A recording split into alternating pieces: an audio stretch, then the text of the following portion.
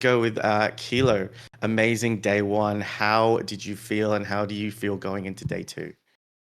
Look, this is where things start to ramp up because you have the AOS play-ins finalists joining the mix. And, for them to reach that level, to be a finalist, to be a winner, you know that they have some skill behind them. So I think it'll be really interesting to see whether we do end up getting some upsets or anything like that. We obviously saw different results from the AOS play-ins to the March Cup. So whether we'll end up seeing similar results today or whether we're going to see completely brand new results, I cannot wait to see. Amazing. Fu, you were with me yesterday as well. Day one, we got to spectate some amazing games. How are you feeling about day two? You looking forward to seeing some of these invitational teams come in and try to steal the spotlight from the teams of yesterday? I mean, yeah, there's going to be a few teams coming to try to crash the party, right? And I guess the format is a little bit different today as well. So I'm Mm-hmm. keen to see how that goes down. It's no longer just the best of one, right? All these are double elim best of three matches. So, I Mm-hmm. mean, for us casters, we're lucky. We get to sit back and watch the action. I'm sure the players are very amped up to bring us all the action today as well. Absolutely. You touched on a really, really important point there. Yesterday was a best of one Swiss bracket series, but today we are going into the best of threes. Now, obviously, the best person to give us an analysis, the difference between a best of one and a best of three, is our amazing analytical voice, Rin. How do you expect that the games are going to change today now that we're sitting into that best of three format? So yesterday, I ended up mentioning that in a best of one format, I feel like you really want the characters that are just going to hard drive throughout the early game.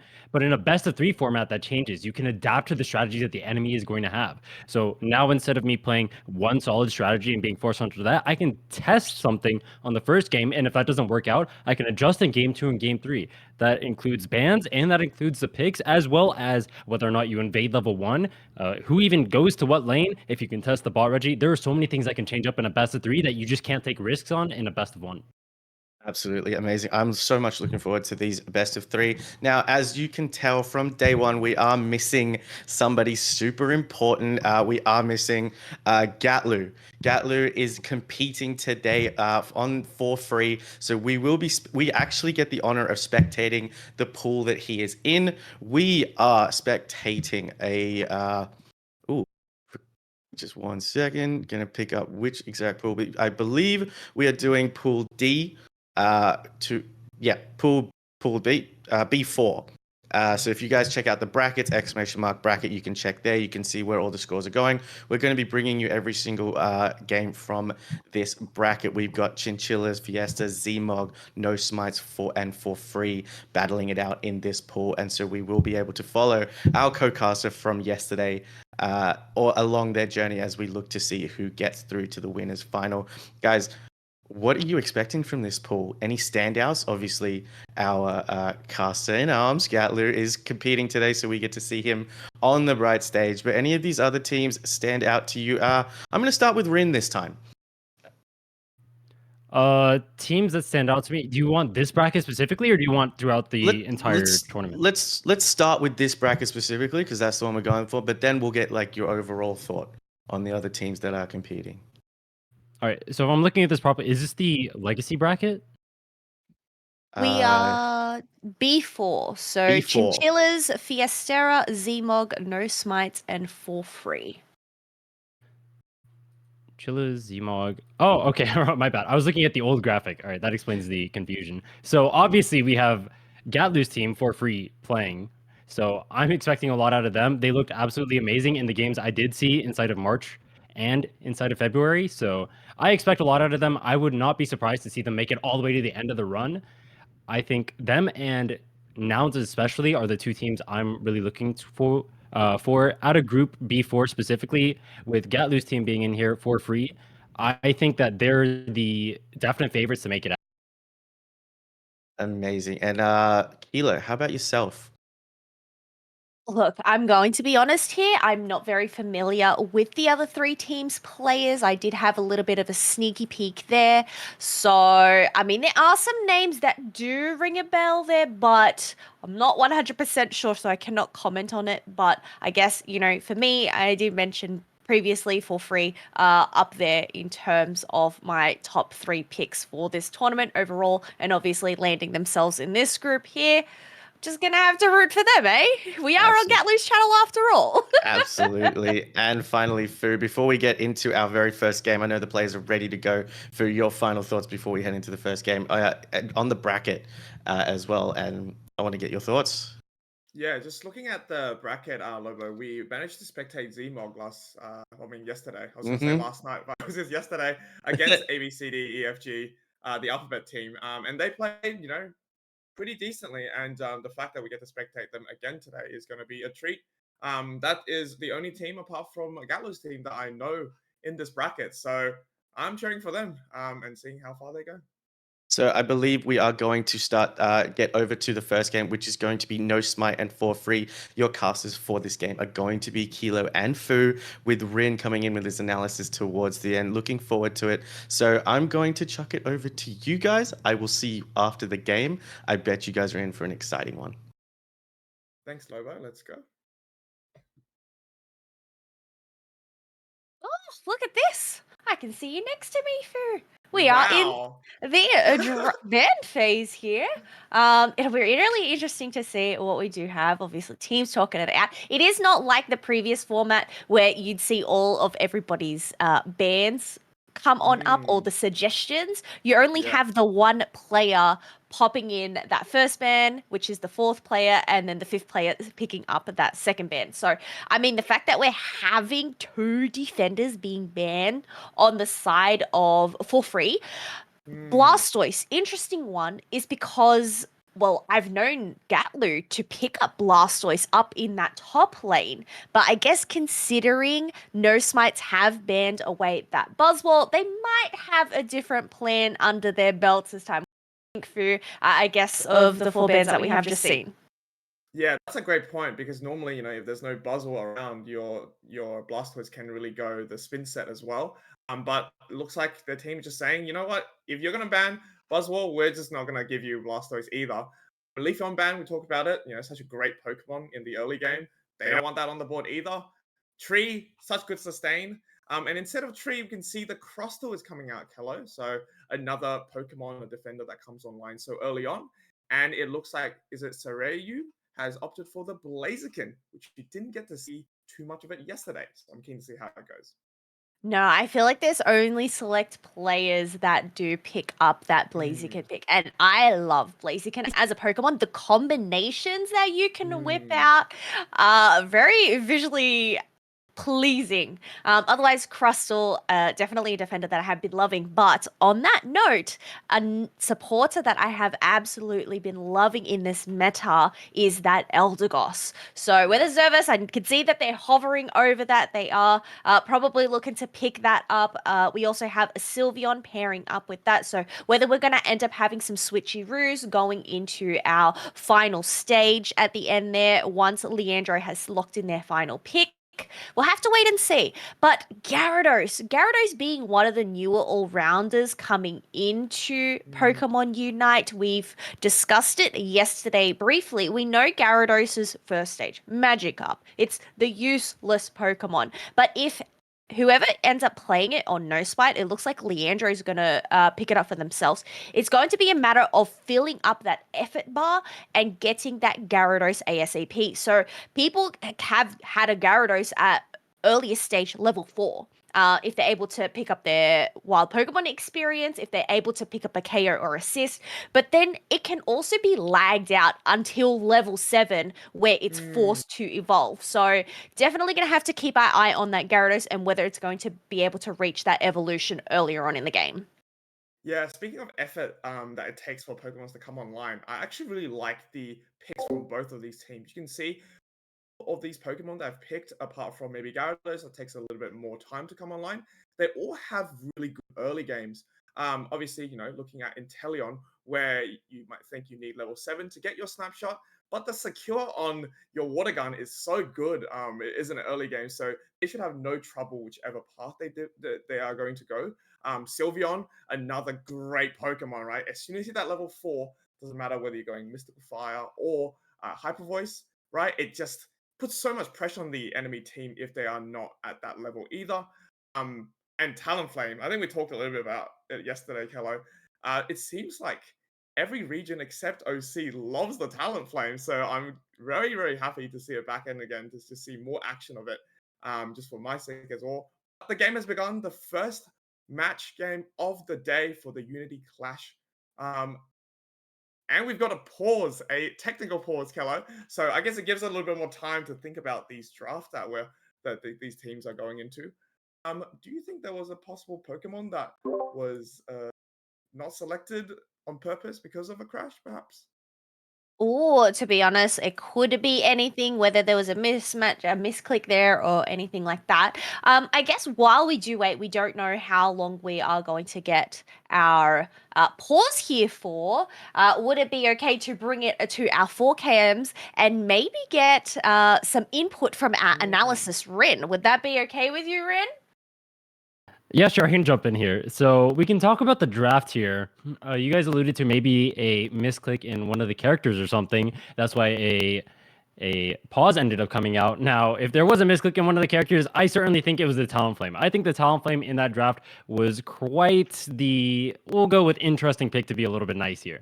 I don't think it really does too much into the composition that For Free ended up drafting. The only character it can really touch on that team is the Intellion, but then you have things like the Sylveon it drafted into, you have the Blaziken that it was drafted into, you have the Crustle it was drafted into, you have the Eldegoss it was drafted into. All four of these characters are very good into the Talonflame. I think when teams are going into that red side last pick, you want to pick a character that is very good at countering characters your team can't deal with. But the red side team doesn't exactly have issues dealing with the Intellion. So I'm not sure exactly why they ended up using their last pick just to counter that character.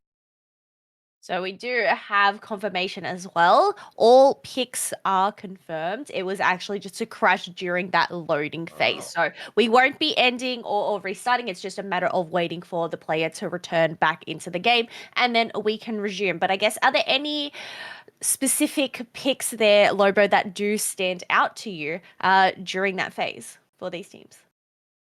Not particularly. They all seem kind of, especially from well, I guess the only experience I can drag on is from what we saw in our own OC region.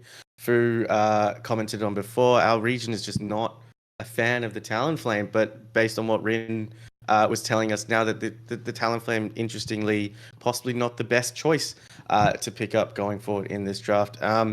It was very interesting about the bans. I saw that. Were you guys expecting those bans? We saw the Crustle, the Leafeons banned in day one.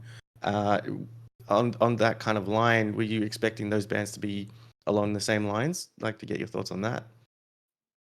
Honestly, I must say I'm surprised to see Gatlu running Sylveon. I guess I've always known Gatlu. I know he is very flexible. I mean, the top ones that I've known Gatlu for are Buzzwole, Dodrio, I guess Greedent, but Greedent isn't part of this meta. And Blastoise as of recently. We saw Gatlu play a lot of Blastoise during the March Cup. So to see Gatlu picking up Sylveon, going for, I guess, a completely different role, whether we'll end up seeing them go into the top path as well. I guess what are your thoughts on I guess, maybe they're just experimenting. We don't know. I guess any thoughts on that to back that up, Rin? I think the Sylveon there was a fine pick. I've seen Gatlu play a lot of Sylveon, especially on stream, so I'm not Okay. too surprised that he ended up whipping it out here. The one thing I was confused about is after first pick Crustle comes out, I was wondering what encouraged Red Side to go with the Espeon right after that, because Crustle is historically a pick that you pick into the Espeon to not only proc its shield, but force its eject button, so that way it has to get, or so it could get out of the Rock Tomb. And it looks like the game is starting here, so back to you guys. Excellent. Awesome. Thank you so much, Lobo and Rin, for your further analysis. Otherwise, here we go through first game of the day at the Unity Clash. We have For Free going up against No Spites with double Eevee on the side of No Spites going into that bottom path. Magikarp, as I would have predicted, going up into that top path, but it's currently all alone because we have a Hooper going in for a bit of an attempt at an invade, but it looks like Torchic was already able to clear off their experience there. Yeah, I mean, just the Glossifer and the Sylveon manages to take the red buff just before the Hooper even came in, and look at that already. Level 5 Gatlu is just running through that top path already. 10 seconds going to the swarms that are going to be appearing very soon. That magic carp still needs a little bit more effort because before they can become the huge water dragon. And here we go. With 850, seems like For Free's already set up pretty nicely, getting that control. We're going to get the pushback from the Combuskin as expected. Hyper Voice is going to eat all that up, and they're looking to put a little bit more pressure on as Eldegoss is so good in the early game, isn't it, Kello?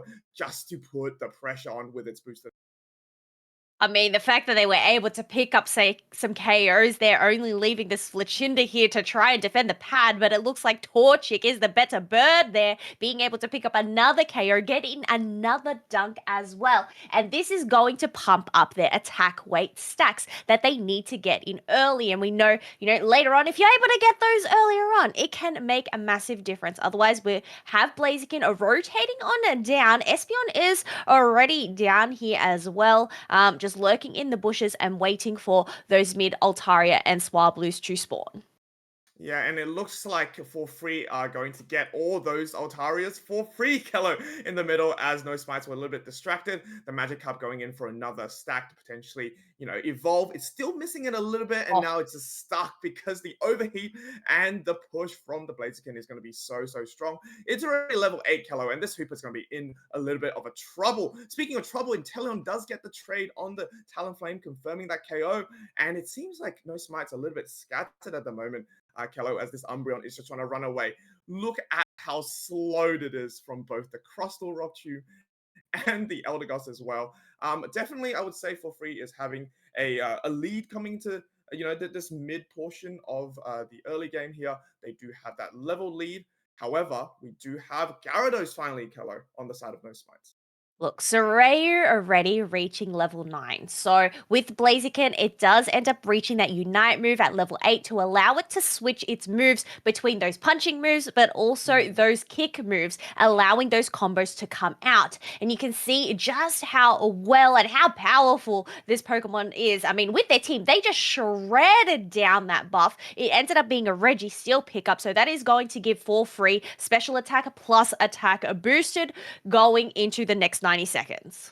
Yeah, and look at that Hooper Highway trying to just bring the team back up. There's just so much mobility with that move. And I think something that For Free is probably thinking of doing is to break that pad early to, restrict that mobility. Oh my god, what a snipe shot by Inteleon. Sylveon has to probably unite to take down the enemy team there just to stay sustaining the fight. And there we go. That's another pick. There's only 3 members of No Smite available to defend this, and it looks like they might just give this up for a 40 dunk there for Free. And 130 point difference here, which means that they will be able to get this Regieleki with no contest at all. No Spine needs to take this opportunity to I guess, reevaluate, right? Do we want to fight this at all? They were probably thinking, or do we just want to, make sure that they don't come in, get some experience we needed, but we can't lose any more players, can we?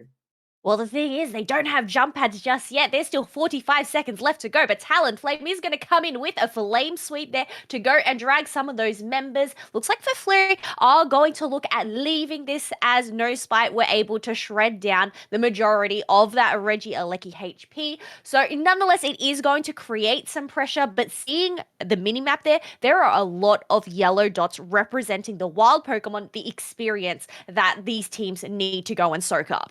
Yeah, they definitely need this experience if you're on the side of No Smite as well. As teams are converging now to this basement Reggie that's about to be spawning, we can see that we've got the Gyarados Unite and also both the evolutions on the side of No Smite. And at the same time, we have 3 Unites available free as well. Blaziken, the Unite move doesn't really count. It procs so often, Kello. Like you talked about how many different combos you can use with this Pokemon. And yet again, Kello, it seems like For Free just has so much control of this basement Reggie. But Umbreon might have something else to say about it. Blaziken is too quick for the secure. The Cloud Crash comes down just to save the Inteleon as well. And yet again, Umbreon going down means there's just not as much sustain now afforded by No Smite. That's going to pick out the Hooper as well. And as soon as the Hooper is down, they're going to pop their Unites on the side of For Free and to look to maybe break this pad as well. I mean, there's no more portals, right? Umbreon comes to Unite. What a snipe on the Espeon, Kello. And Flame Sweep is just going to push people out of the way. But it seems like No Smite is now coming back to defend this pad. Yeah, great defense coming there from No Spite, not letting any dunks go on in. Blaziken is low. Looks like Blaziken and Gyarados both fall at the same time. Rings Unbound has been proc, but nobody ends up coming through that portal. Oh, there we go. Umbreon has made an appearance as Hooper ends up getting locked in by the Rock Tomb. Are they going to continue keeping this pressure on the tier 1 pad, or are they going to look to retreat? Because we still have a Reggie Alecki that is still sitting in that top path. Otherwise, we do have Talonflame getting taken down, and now it's just a matter of retreating back up. No pushes from either side were successful from these teams.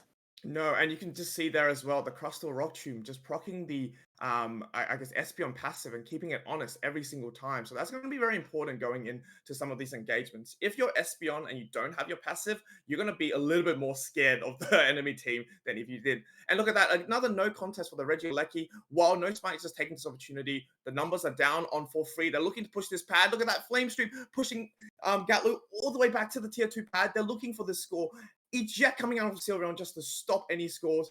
And the pad defense is so good right now. Kello, I think No Smite just aren't able to break this pad as well. Gyarados unite into the fly as well. Crustle is looking to go down, but no Inteleon's there to back him up. The Hooper portals just managed to save two of the teams. Unfortunately for Hooper, it will get taken down though in that engagement. And now this is the reverse push, isn't it, Kello? They see the opportunity here. Blazing going in, gets stunned, unfortunately, from Mean Look. Can they get out of this situation? Yes, they can. They get the Espeon and the Umbreon as well, Kello. Defense is the key here. Are they going to be able to defend this tier 1 pad? Yes, they do.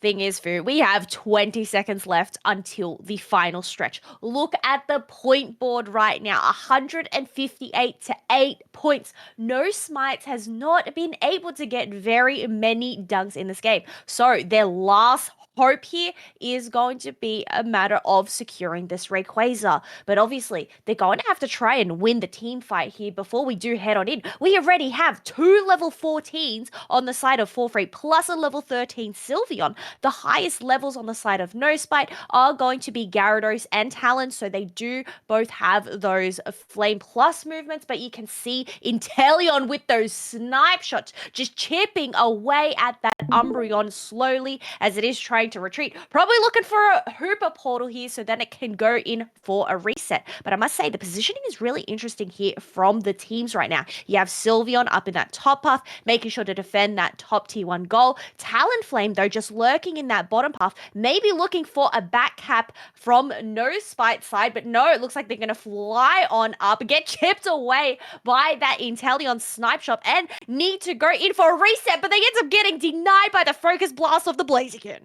Yeah, I mean, Talonflame just really no value there at all, just waiting that bush for so long and then getting taken out at the end anyway. I want to see this Hooper in the Rayquaza pit, Kello, because if things go dire, like maybe, for example, Gatlu backcapping, they need to bring in everybody for the rip. So Inteleon, look at that. Just already in the middle of the pit, the whole of No Smite is just pushed out. I think Gatlu doing very well to just fend off people on the top side. Hooper goes unbound on the top. Espeon's already taken out from No Smite.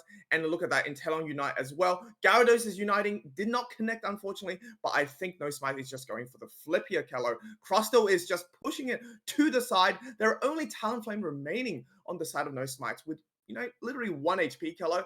I think for Free's playing very well to send the Blaziken to go back up because they don't need this Rayquaza anyway at the end of the day.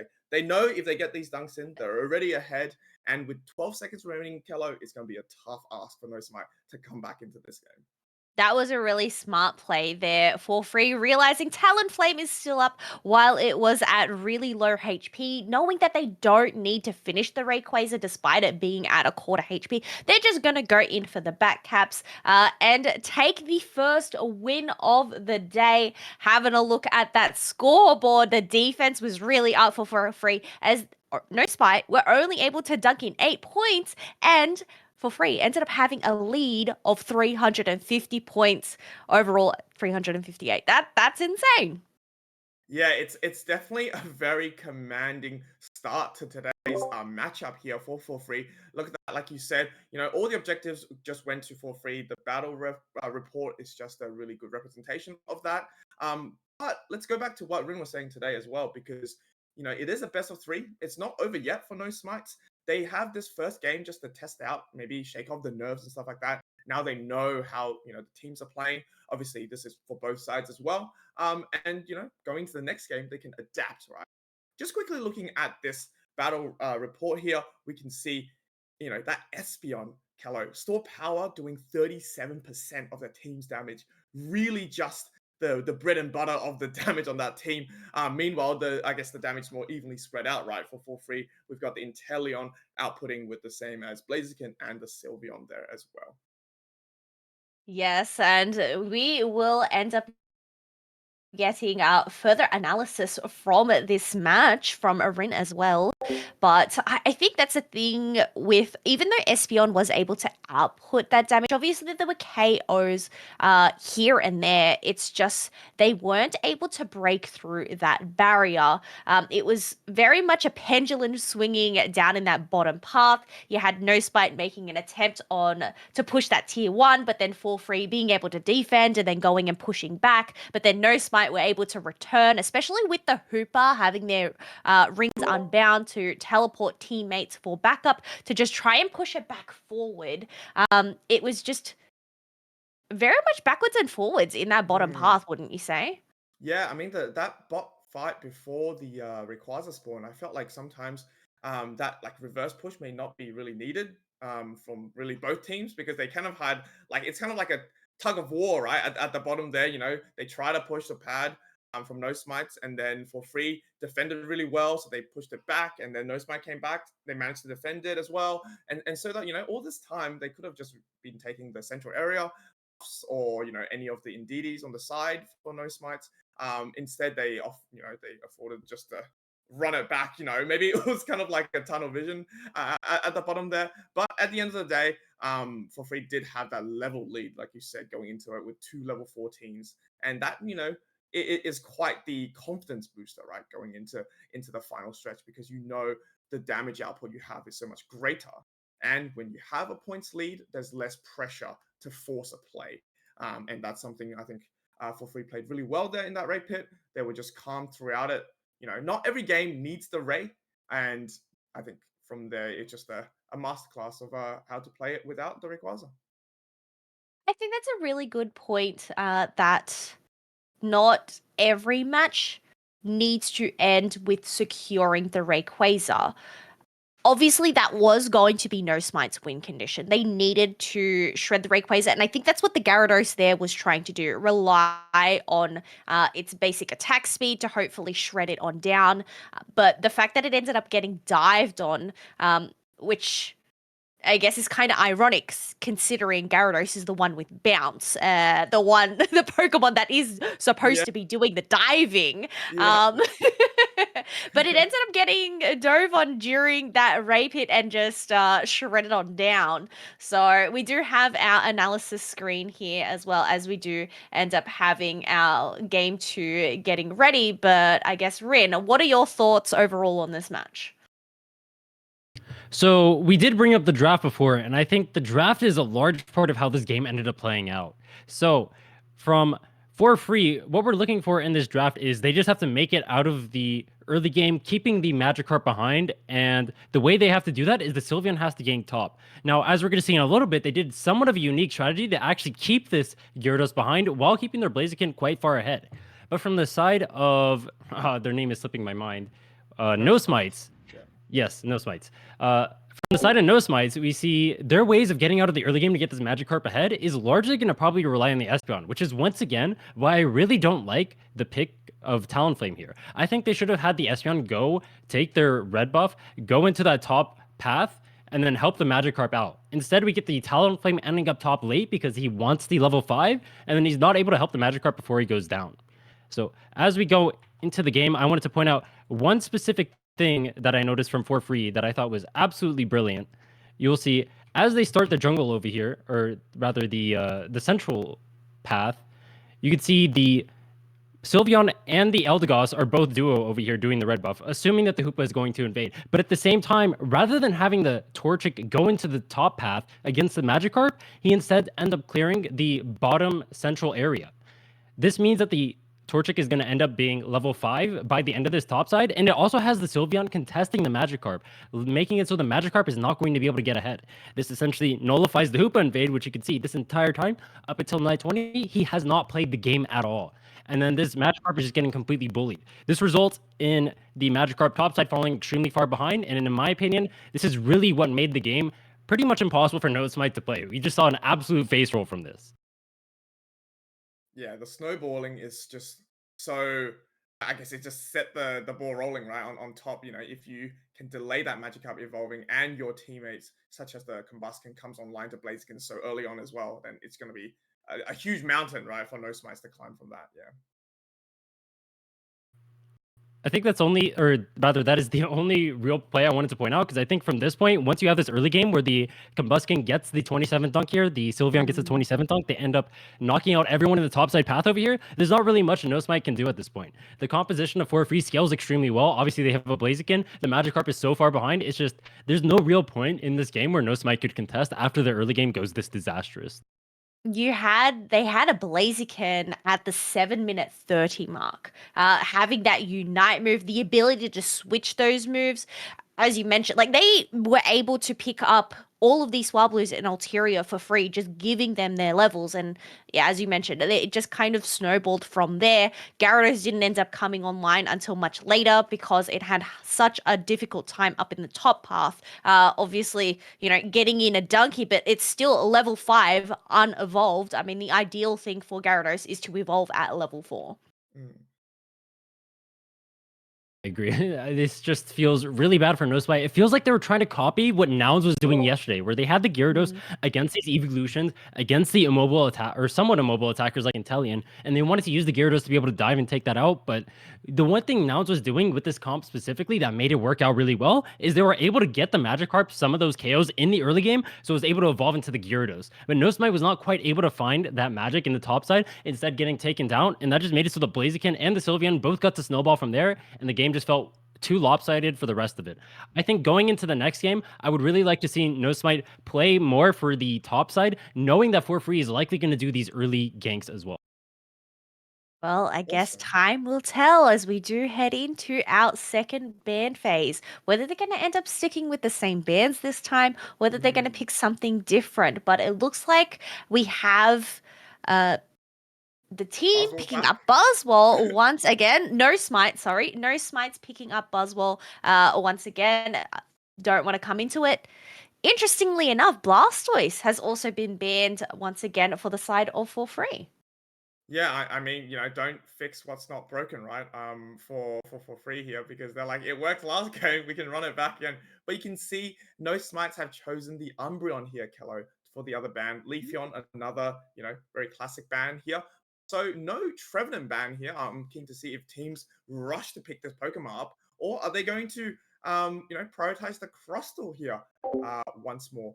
So it looks like, maybe Crustle is a little bit more priority in this matchup here, but we can still see the potential of a tree.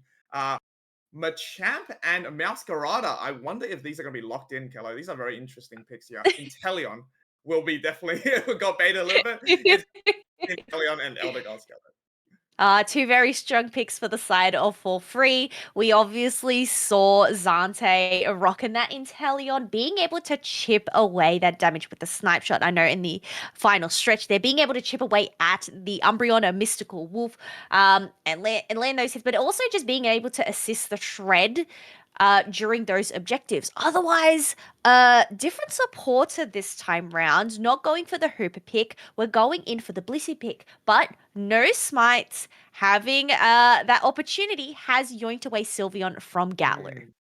Yeah, and Gatloo's going to, in response, take Blaziken for their team as well, and Snorlax for the first time today as their defender of choice. Now, I do want to point out, Kello, it's quite interesting that For Free has locked in the Inteleon so early on in their picks. It feels like they really want that Pokemon, whether it's through the central area or the bot path. Normally, we don't want to expose too much or reveal too much, rather of your attacker, but it seems like they're happy to do that. Which means Hades is going to pick up Espeon, and Leandro is going to pick up Lucario for possibly that top path all-rounder role. And Masquerada is back on the table for free. So that actually is going to be quite interesting because Masquerada is quite strong at the moment, just in its like ability to just dive the back line, especially going into Pokemon that don't have too much mobility, such as the Espeon. It's definitely going to have a hard time going into that Masquerada. I think the Inteleon being picked up when you have a powerhouse such as Zante behind the Mm, controller of the Inteleon, you want to pick that up first because you can already see if you don't pick it up first, then it could have easily been stolen. So you have this option. Do you have the Inteleon being stolen or do you have the Sylveon being stolen? Obviously, Inteleon being more favored, being picked up first, but I mean, a few similarities here, but also some big differences here going into the second match. And I guess this is, the brilliance of what Rin was saying is when you have a best of three, you're able to rewind, mm. and just readjust what you need to going into this second match. So whether we'll end up seeing a third match, be blessed with a round three situation, we'll have to wait and see, or whether we're just going to end up having for free take the first round for free. I mean, us, we love a game three scenario, right? But now all the players are focused on this game number two for the Unity Clash for today, day two. We're in the pool of B. Lucario, Chansey, such a classic top path choice. And we're going to have a really strong bot path as well for free with that Inteleon or Sobble Water Gun and the tackle from the Snorlax. Here comes a few attack weight stacks for the Lucario. Chansey just making sure that this Lucario gets out for no smite. The Glossy Fur with the auto boosted attack is just so strong, right? But here comes the Sylveon already, opting for the Hyper Voice once again, and you can just see the amount of pressure it takes. Nice secure though by the Sprigatito to just get that evolution away from the Lucario, and they are really looking to amp up the pressure now, right? It's still a 3v2 on top, forcing the eject as well. Definitely going to be interesting to see whether Combuskin, yes, they're going to be ganking the top lane as well, Keller. I guess that's the brilliance of having the double evolutions going in and splitting that central area. Espeon going and helping the Dweeble down in that bottom path. Sylveon just going and keeping the pressure up in the top path. But you have Combuskin with a huge blaze kick to go and push back not only the Swabblers and Altaria, but three members of No Spites. Nonetheless, you do have the Gossifleur and Combuskin being knocked on down and allowing some dunks coming on in because Espeon ended up coming in and rotating up and going for a four-person push. But the action isn't going to stop here as Sylveon is going to attempt a little bit of a steal on that blue buff. Nonetheless, we do have Florigato being able to yoink it for themselves. Yeah, I really like the play from No Smites there, sending the Espeon up to overload that top path, Kello. And look at that. They're just going to be running through the central area of free right now. This puts a lot of pressure for their, I guess, central area Pokemon and, Masquerade in this case, because now they're just struggling to get that experience, right? Blissey a little bit caught out here, possibly XP just to get out. Look at that. Altaria spawn's mostly gone, and Masquerade able to pick off that large Altaria there to get the experience. But, because they had a Crustle in the bot path for No Smites, they didn't really need the Espeon there because it's so hard to contest the farms against the Inteleon and a Snorlax anyway, right? The Espeon going on top, they afforded them a little bit more, I guess, advantage just to push the pad, get some dunks in as well, making sure the Lucario actually gets a few attack weight stats as well. And looking at the level, they're doing much better than what we saw that first game out there. Yeah, 100%. You already have a Sylveon reaching that Unite move stage at level 8. They are going to continue putting the pressure in as Snorlax goes in for a little nap. Snipe shots are raining on through. Was able to land a hit onto that Sylveon, but they don't have a healer down here, so just relying on the berries and the pad to regenerate their HP there, as we do have the first objective spawning. A Regirock for our random roulette basement Reggie.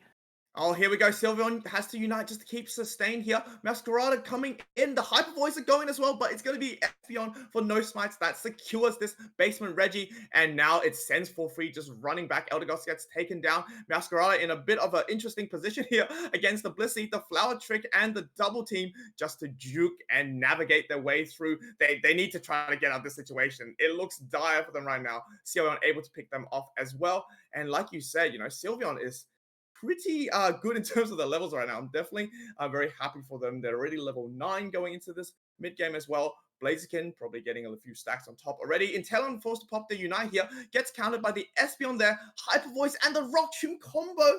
Oh my god, they just get stuck over there, unfortunately. A 30 dunk in the bottom pad will be able to break it.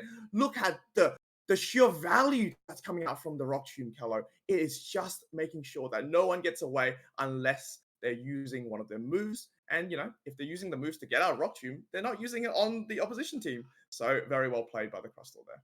This is just showing the value of Crustal right now in this meta. The reason why it has been picked first choice both of these matches. Inteleon was able to land the last hit on that Reggie Alecki, so it is going to go to the side of for free. You do have all members up here. Crustal on the minimap, you can see trying to scutter their way up to the top part that they can go and assist this push that is ensuing. Crustle getting in a huge rock tube and X's a combo to just shred down for free, making them just scatter away back to pad, knowing they cannot push this Reggie Alecki in. Wow, that was brilliant by the Crustle there. I think it was the eject on the Unite move, something like that. It just got shoved to the other side and managed to hit 3 people with that. Speaking of shoving, though, here comes Blaziken to look at defending this pad and maybe just push off No Smite's onslaught of pressure right now.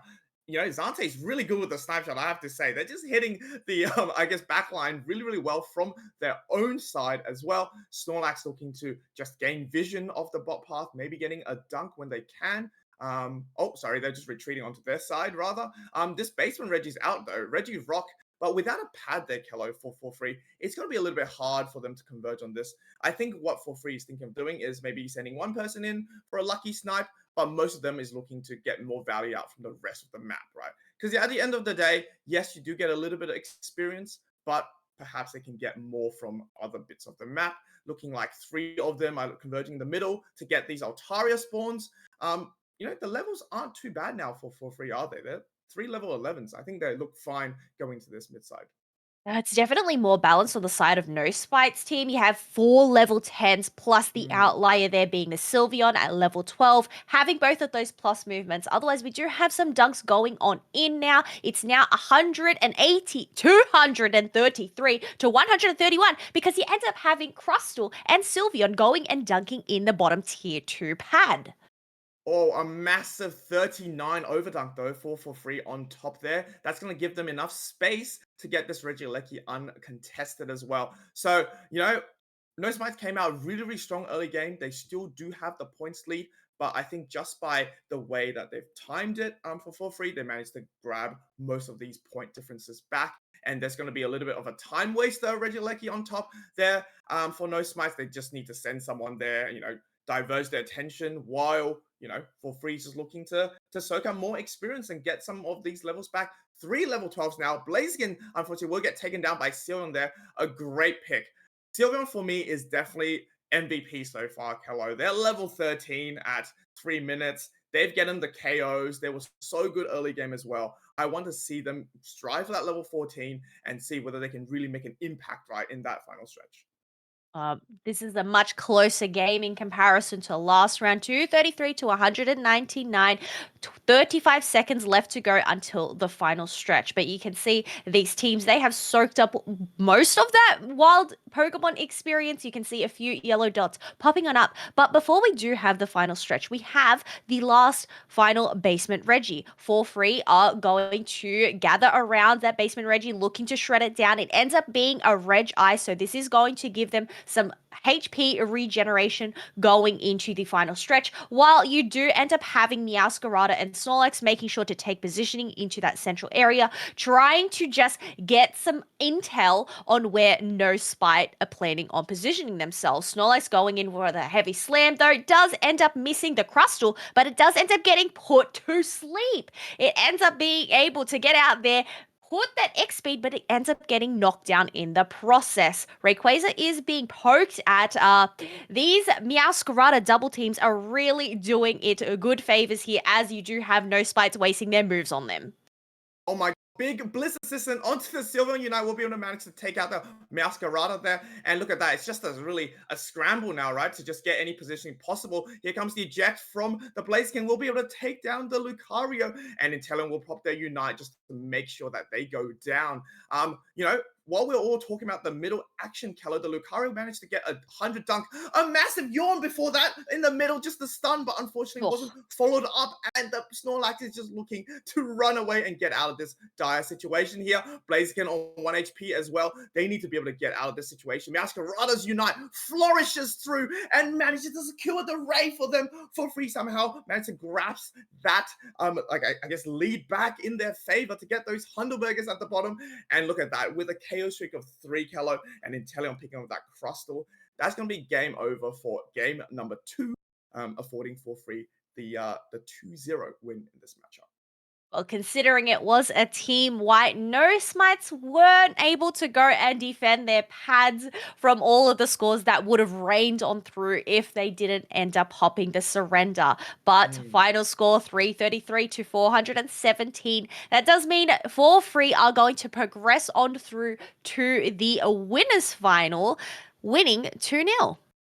Yeah, well, what a close, I guess, end Rayquaza fight, wasn't that? I was going to mention the Lucario getting the 100 on top while people were fighting, put them back in the lead for no smites. But then just, I guess, the navigation that For Free went through to just pick off the important players on the enemy team, such as that Lucario, such as that Crustle, it made sure that they had enough sustain to wipe out the rest of the team, getting that Rayquaza with that Masquerada Unite.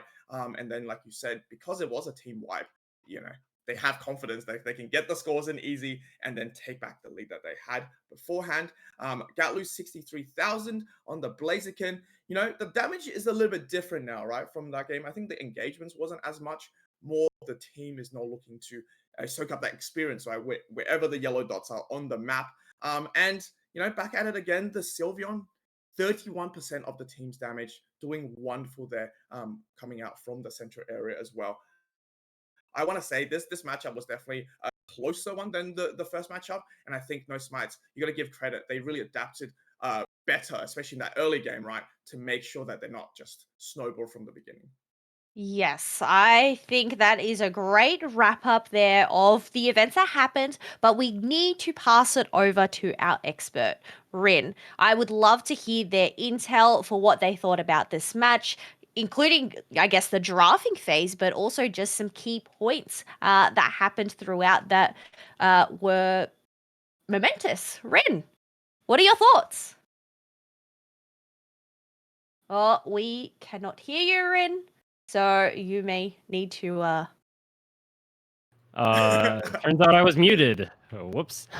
So, as I was saying, which you guys couldn't hear, every game to me starts off in the draft phase. And once you draft, you have an understanding, or should have an understanding as a pro team, of what it is that your team comp wants to do. And in game 1, it felt like Nosmite didn't truly understand that. But coming into game 2, I was really surprised by the adaptations they made. Not only in the drafting, but actually inside the game itself, as we'll see in a little bit. So, looking at the team comps here from Nosmite, they have the Sylveon, they have the Espeon, they have the Lucario. So they're playing a very aggressive early game comp. They want the Sylveon to be able to pressure early game. They want the Espeon to be able to pressure early game. And Lucario is obviously one of the best top laners in the early game specifically. Now, looking on the side of For Free, what do they have? Their only early game characters are really somewhat Inteleon, Snorlax, and Eldegoss. So it's their bot side and their support. The Blaziken is not a very good early game character, and the Meowscarada needs a little bit to really start going. So this means that Nosmite really needs to apply the pressure in these early game situations, which they ended up doing. Very reminiscent of what For Free was able to do at the start of game 1. And I was very surprised by this and impressed. I thought this game was going to be a lot bigger of a stomp coming out from For Free, but as we can see here, they applied massive pressure onto For Free's pad. They were able to force them off. All 4 Audinos, Bunnelbees, I believe they're called, still in going down remote stadium phase, eh? I can't. I played this game way too much in season 1. I have like 10,000 games from it, but you could see all of the farm in the top side over here going over to the side of Nosmite, and that is just absolutely what you want to see. The bees, you can see I really am AO Stadium brain. The Altarias over here, the birds, just going in favor. I really love the rotation from the Espeon right here to be able to pressure for free on their pad. And this really just starts the snowball and shows me that they were able to adapt very well going into the second game. And this is what I was talking about in those best of 3 scenarios. This is exactly what I want to see. Now, obviously, it didn't quite pan out for them as they ended up losing the game, but if you are a team, if this is your performance and you just end up choking essentially at the Rayquaza, this is honestly, I'm more happy as a team doing this as no smite than I am for free. From for free side, when I see this kind of performance coming out for us, where especially in the Rayquaza, the fight looks extremely shaky. It comes down to a last second flip essentially. We aren't even necessarily favored to get it if no smite plays it properly. I'm not feeling too good going into my next series. Yeah, well, I guess the thing is, it is double elimination this time round. So no spite. It's not over for them as they do land themselves in the losers bracket, either to go up against Chinchilla's Fiestera or a Zmog. But I guess this is where it all ended up panning out. They ended up, being able to land their Unite moves and their combinations, and it resulted in a team wipe on the side of no smites there. But while we do get our next match underway, any final thoughts before we head on over to a break, Rin? I was just gonna say that if you're a no smite here going into the double elimination, I feel like after this game, yes, you lost, but I think you should have your chin up. This was a really well played game, and honestly, it was much better than I expected especially after the game one. The ability to come back in a game like this, have a great showing in game two, nearly win, especially against a strong team like for free, you should feel pretty proud about that kind of performance. That is some high praise there coming from Rin. So keep your chins up, no smite. It is not over for you just yet. But as the action progresses, we're going to put a pause, take a break, grab yourself a drink some popcorn, as Fu likes to say, and we will bring you the next match very, very shortly.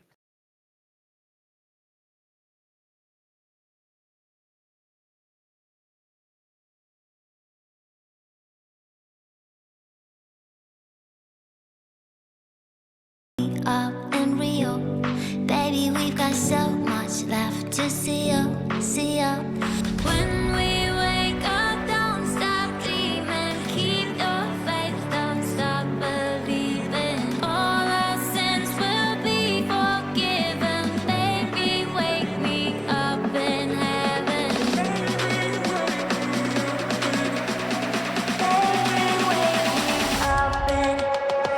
Wake me up in Paris. Take me down the highway back to Dallas. Wake me up in Rio. Baby, we got so much left to see you. When we wake up, don't stop dreaming. Keep your faith, don't stop believing. All our sins will be forgiven. Baby, wake me up in heaven. Wake me up in Paris. Take me down the highway back to Dallas. Wake me up in Rio. Baby, we've got so much left to see you. When we wake up, don't stop dreaming. Keep your faith, don't stop believing. All our sins will be forgiven. Baby, wake me up in heaven.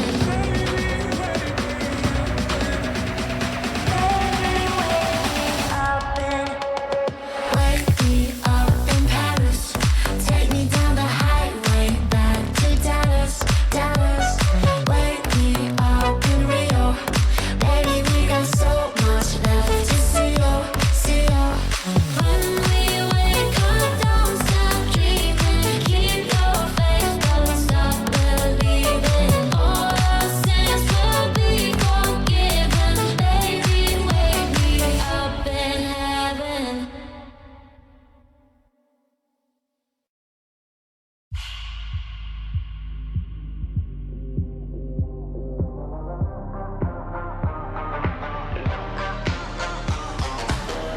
Shadows fall over my heart. I black out the moon. I wait for you to come around. You got me dancing in the dark. I've closed my eyes. but I won't sleep tonight. Baby, you should come with me. I'll take you to the dark side. Me and you and me, do bad things in the nighttime. Baby, you should come with me, and we can kill the lights, hit the lights, let it black out, hit the lights, let it black out, Blackbird, black moon, black sky, black light, black everything, black heart, black keys, black diamonds, black out, black everything, black everything, all black, everything, all black, everything, all black, everything, black.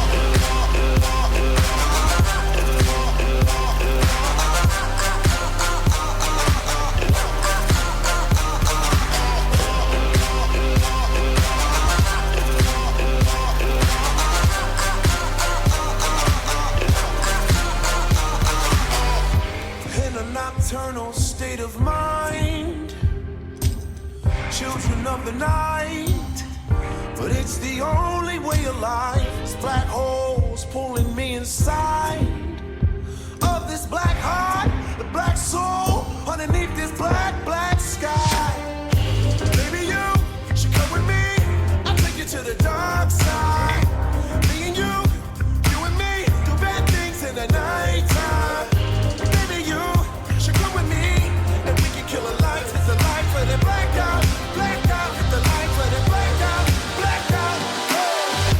Blackbird, black moon, black sky, black light, black everything, black heart, black keys, black diamonds, black out, black everything, black everything, all black, everything, all black, everything, all black, everything,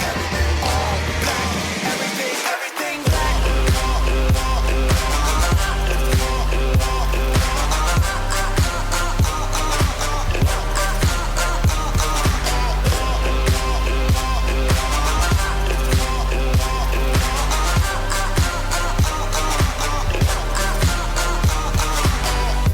Baby, you should come with me. Me and you and me. Baby, you should come with me, and we can kill the lights, hit the lights, let it black out, hit the lights, let it black out.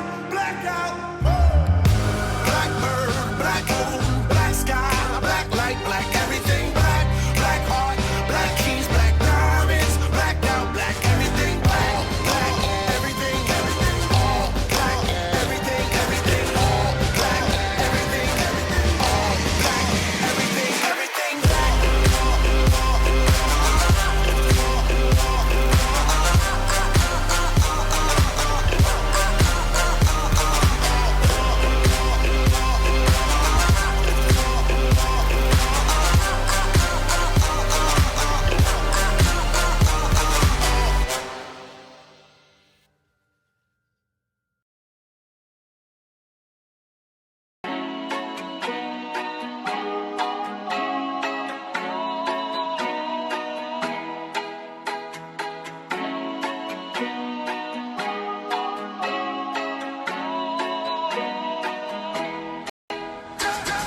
Call me on the telephone, you feel so far away.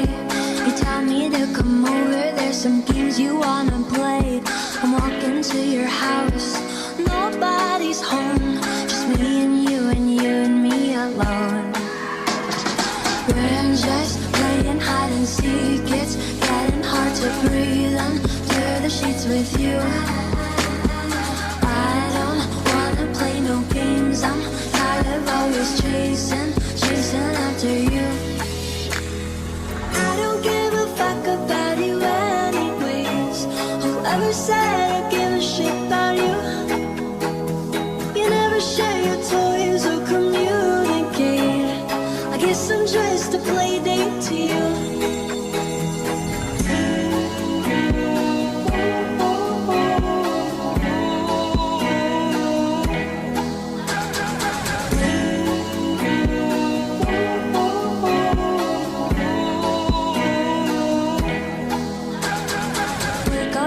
Bedroom and there's nothing left to say.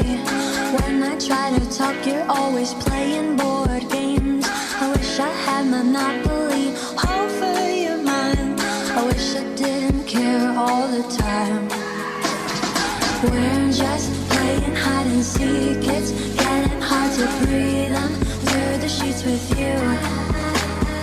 I don't wanna play no games. I'm tired of chasing after you. I don't give a fuck about you anyways. Whoever said I give a shit about you? You never share your toys or communicate. I guess I'm just a play date to you. Ring around the rosy. I never know what you need. Ring around the rosy. I wanna give you what you need.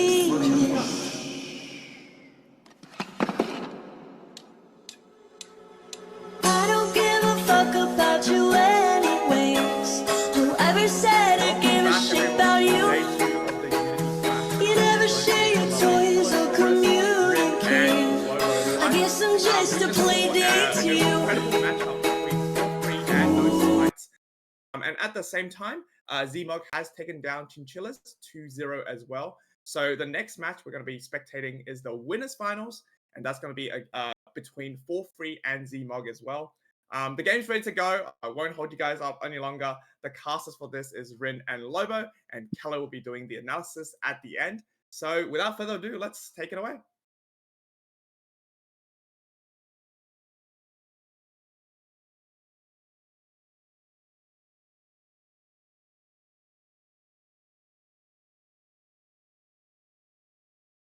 And a much more, much closer game in game 2.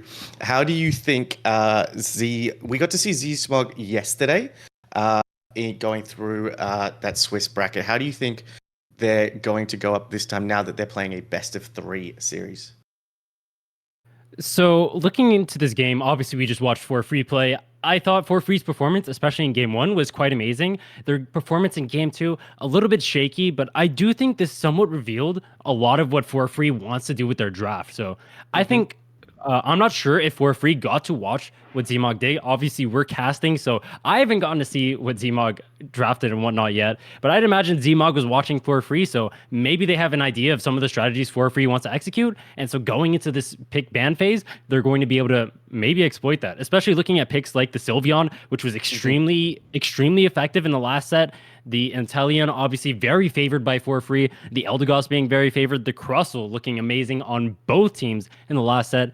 I'm looking towards these characters to maybe being picked or banned in some regard by Zmog. Absolutely. We mentioned the Sylveon being picked on both different teams over the last 2 games. Proving to be quite a handful for both teams to handle, but we also saw how effective the Crustle was with the trapping ability with Rock Tomb and the incredible CC that X Scissor provides.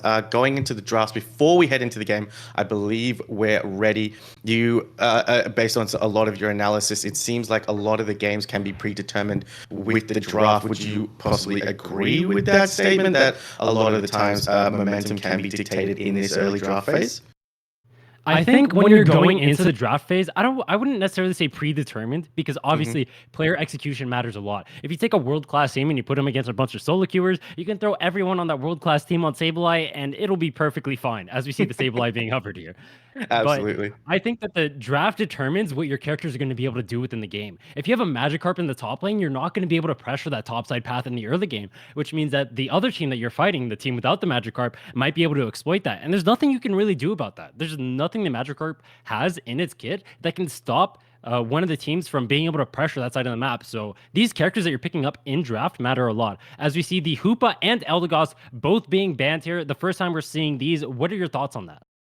The Hooper, absolutely. I can see that being banned. We've seen it very prominently, especially how good it is with the invade, as well as setting up that Hooper highway. The teams that usually have Hooper try to make sure those 2 tier 1, both top and bottom pads, try to stay up. Leafeon, Buzzsaw, also very, very common picks, but I have seen since the nerfs to Clefable, we have seen the rise of the Eldegoss so strong as a supporter in that top lane alongside its top laner. But here we see Blastoise, Umbreon, and Espeon being picked up on the side of Z-Smug, as well as Inteleon, Crustle being picked up for free. We talk about the evolutions and how good they are in the early game with that level 4 evolution as well.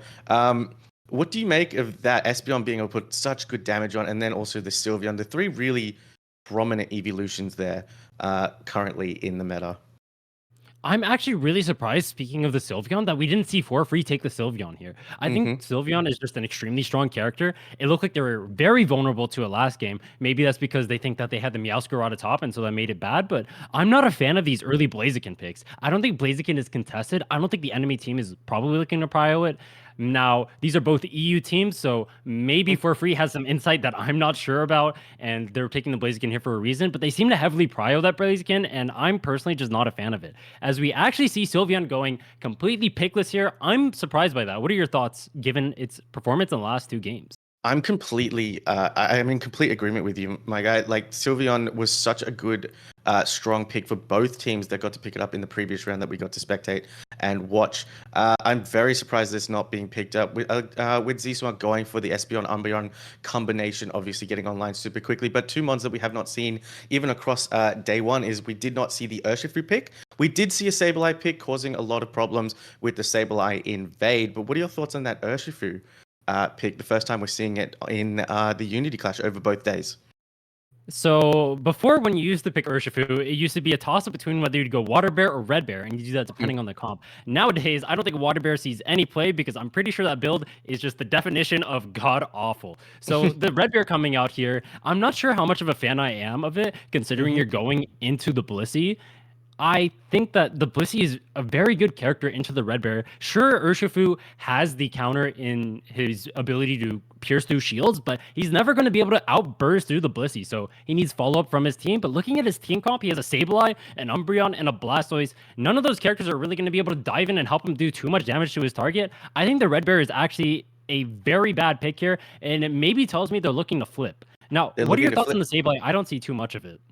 The Sableye is a common pick that we do see over on the OC side, especially in ranked. It is, and we call it the little purple gremlin because it is straight going for that invade. But look at this. Arin, very, very interesting to see a Sableye invade being countered with a Blissey invade, trying to stop that Urshifu from getting its levels very good. We know Blissey, Chansey has a great secure in terms of pound, but we're going to make sure that, see if it gets it. Does it able to take out the blue buff? It does. The Blissey manages to take the blue buff and get out, as Sableye also manages to take the blue buff on both sides. So both jungle invades are successful, as Torchic and Urshifu are denied that very, very important early buff. What do you make of that?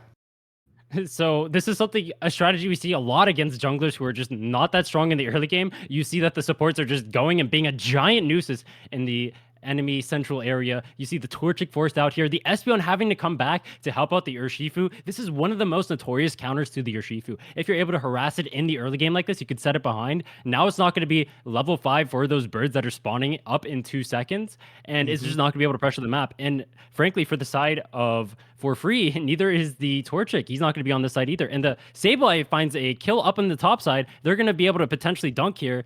It's looking like a pretty good early game so far for Zmog. The Urshifu actually getting out of the early game relatively unscathed. He should be ticking 5 soon. How do you feel about the game so far?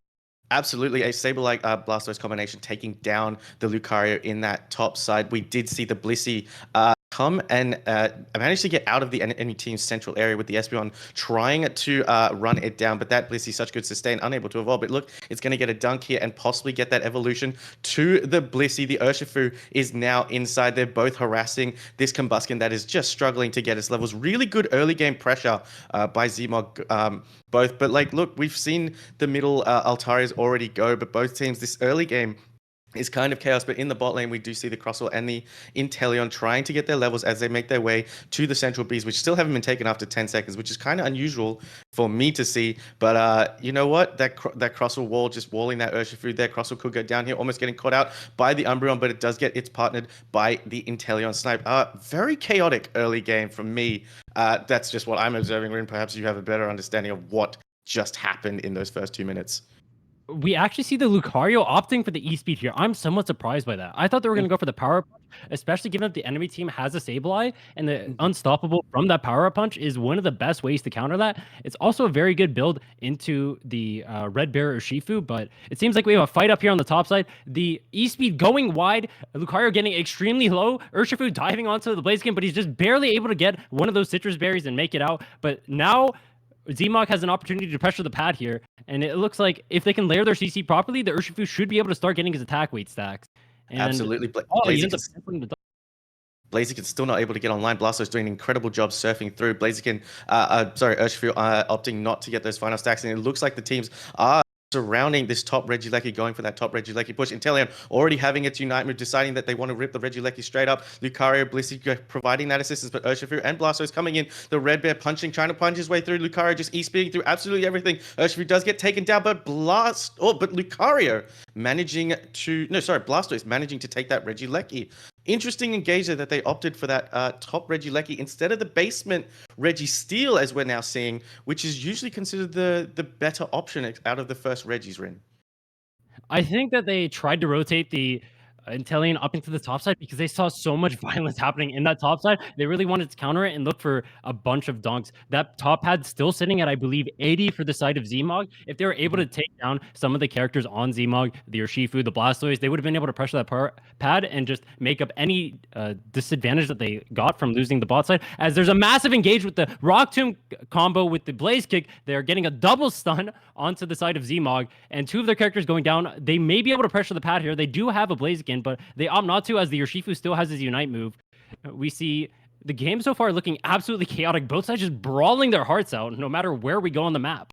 Absolutely. Zmog securing both early game Regielekis, taking that Regieleki on the top side and taking the Registeel on the bottom side. We see Lucario trying to go in on the E-Speed, managing to get away from the Blastoise Surf. The Hydro Typhoon is popping up, going up with the knock-up on the Blaziken. The Urshifu is trying to go in, trying to get those stuns in. Blaziken just managing to get out. The Blaze Kick managing to go through. E-Speed Lucario is just trying to whittle his way in, but Sableye also proving to be very, very annoying. The Surf popping him up on the wall, and Lucario does go down to the Urshifu. Inteleon just trying to provide that back cover with all the snipes here, but Zmog doing a very, very good job at, like, they're almost like they're bathing in the chaos for free, possibly much more used to a more organized and systematic approach to these games. But Zmog is just trying to provide as much chaos as possible. 15 seconds till the next Regieleki spawns. 66-25, not too much of a high scoring game. 10-9, 10-9, 10 on the side of Zmog. 8-9, 10-9, 10 on the side of For Free. What do you make of the engage heading into this top Regieleki?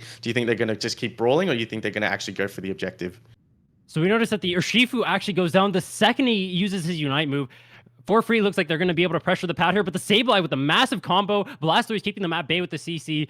Just a great defense overall, but this is looking like For Free should be able to get the objective. The Espeon ends up rotating top, but they are still outnumbered. I'm not sure if the Espeon with an amazing Unite move, but I'm not sure if that's going to be enough. The Regieleki going over to the side of For Free, and they're going to be able to pressure this pad now with the Inteleon ult, with the snipe shots coming out. Urshifu no longer having his Unite move. The Hydro Typhoon coming out. They end up getting 2 KOs. For Free actually ended up pushing way too far. I'm not sure what they were thinking there. They should have waited for the Lucky to apply a little bit more pressure. Absolutely. You always want to make sure that you're standing behind that Regieleki as you go for the engage. But look at this, For Free do have 2 members down. Zmog have 4 members up. That Crosswell X Scissor and the Rock Tomb combination taking down the Umbreon. The Blastoise Surf, the CC coming from the Surf, the Hydro, and the Hydro Pump is proving to be very, very good on the side of For Free, on the side of Zmog. As I say that, Inteleon getting a 4 KO streak with a 50 dunk coming into the top lane, leaving that base on 22. Espeon with the is just coming in, as well as the Umbreon, the Rock Tomb, allowing the members to get away. Crosswell just taking one for the team there. It is just wall-to-wall action no matter where we look on the map. Beautiful snipe shot takedown of the Sableye as For Free do take the bottom Regis as Blastoise does come in. The action is just non-stop. We thought the chaos would stop after day 1 when we thought the chaos was only going to happen in those best of 1 situations, but my goodness, it is just all over the map with 101-68. We have about a minute until the Rayquaza. These levels, Rin, did you expect these levels going in? We have 1 level 13 on the side of For Free, no level 13s on the side of Zmog just yet. Well, when you're constantly brawling like this, if you've been watching the central areas on both sides, neither of them have really been taken. So that means that the levels on both sides are going to be extremely low. The kill EXP that you're getting because everyone is such a low level is actually not even that high. So you're not generating that much EXP when you're fighting like this constantly. Everyone who's at the Rayquaza is going to be extremely low level. And as for who that benefits, I'm thinking that actually benefits the side of Zmog. Their characters don't need too many levels to scale. Whereas you have a Blaziken, you have an Inteleon. As the Blaziken looks for a little bit of chip damage on the Blastoise, but the Blastoise able to get out a little bit. We have 10 seconds until the Rayquaza is coming out. Espeon may be caught here. The extreme speed coming out. A full heal blown from the Oh, Lucario and an wow. amazing combo. Sableye left at 1 HP, knocked down by the snipe shot. We get a 48 dunk. Looking into this Rayquaza, we have 2 down from the side of Zmog. 2 down from the side of Zmog, the Inteleon with a beautiful snap. The E-Speed Lucario just trying to hit its mark. And now for free could go for the rip, or they could go for the battle. There's the Crustle and the Lucario trying to take out the Urshifu, pushing it out with the eject. Umbreon trying to provide as much distraction as we can. Sableye is back in. The Inteleon has popped its Unite. Where's it going to go? The Umbreon manages to secure the Rayquaza, but now it is all about just getting those points, and it is only a 15-point gap. Umbreon getting that 50 in the top lane. Inteleon could get that top score in as well, but Sableye also looking to get that sneaky back cap in, and this one just came down to a flip, Rin, between all the chaos that just happened. We see the surrender vote coming out there, and I can tell For Free is not happy about that one. They make the right play in trying to pressure the Quasar there with 2 members being down on Zmog, but in the end, the Umbreon steals it with its Unite move. That Unite move doesn't deal that much damage, so if I'm For Free, I feel really bad about that one. You have the weighted odds with the Blaziken being there. Maybe Lucario could have been there too to snipe it with his Unite move instead of pressuring the Blastoise with his E-Speeds, or was it the Sableye? I can't quite remember. Either way, I think For Free, they played it properly, but in the end, they just weren't quite able to get the win. That feels so bad for Free losing like that. Absolutely, but we go back to the team comps that we talked about in the draft. I'm noticing on the side of Zmog, they only had that one sort of secure Pokemon with the Urshifu, whereas on the side of For Free, they have the Inteleon, they have the ability of the Lucario as well as the Blaziken. But of all people to secure the Rayquaza, it was an Umbreon. And I want to bring this back. We talked about the utter chaos. Do you think that chaos played in the favor of Z-Smog? But considering that they managed to lose 2 of their members even before the Rayquaza fight started, do you think the Rayquaza fight could have been played a little bit better by For Free? Or do you think they should have just focused on getting the rest of the takedowns on Z-Smog? I think Zmog, they ended up misstepping on the Espeon, especially in that bottom side. He had no reason to move up with like that by himself, especially into the Crustle, who's able to wall you off. That is why these Crustles are being picked, so you can pick off the Espeon like that. So the Espeon ended up overstepping. He thought he was safe with the Sableye, but Sableye only able to CC the Lucario for a little bit before the full heal comes out, and he just gets comboed and just goes down. I mean, I just think the Espeon should have been playing somewhere around pad, or should have waited for some of his teammates to do scouting. He has a lot of tanky teammates. He has a Sableye that can be invisible to face check for him. I just think it was an overstep by the Espeon. From For Free side, I think they played it mostly properly, and Umbreon securing that over the Blaziken is just what you would refer to as unlucky. You have a 3,000 smite compared to a 900 damage at most Unite move. I feel like if I'm For Free, I take those odds all day, especially with the way that game was going. Those fights were really chaotic. They weren't even getting the upper hand in a lot of them. They were actually falling down. You can see the Blastoise here on the side of Zmog actually doing the most damage by quite a bit, which is quite interesting given that he was on the Surf and Hydro Pump build. Absolutely. Look, whilst we wait for the second game to get underway, let us bring Kilo back, who will be doing let her share her analysis with us. I'm interested to get her thoughts just on the craziness of that game. Hello Kilo. there. Kilo, what did you make of that? I think both of you pretty much covered all of the points there. I guess for me, in terms of analysis, more probably going to be highlights of moments that I thought just really stood out to me. So obviously you mentioned just the beginning, absolute chaos, the fact that you had both Chansey and Sableye being able to steal their respective blue buffs from those central areas. But I think one of the I mean, honestly, it was like, that's the thing. It was a good game, and I think both teams played really well. I do have to just clarify that, obviously, the Umbreon steal, but this bit here was really interesting to me. I know in a game of Pokemon Unite, a lot of people say prioritize Basement Reggie, but you actually end up having for free here, and Zmog at that 7 minute mark having that 3v3 up in that top path, leaving the Crustle to deal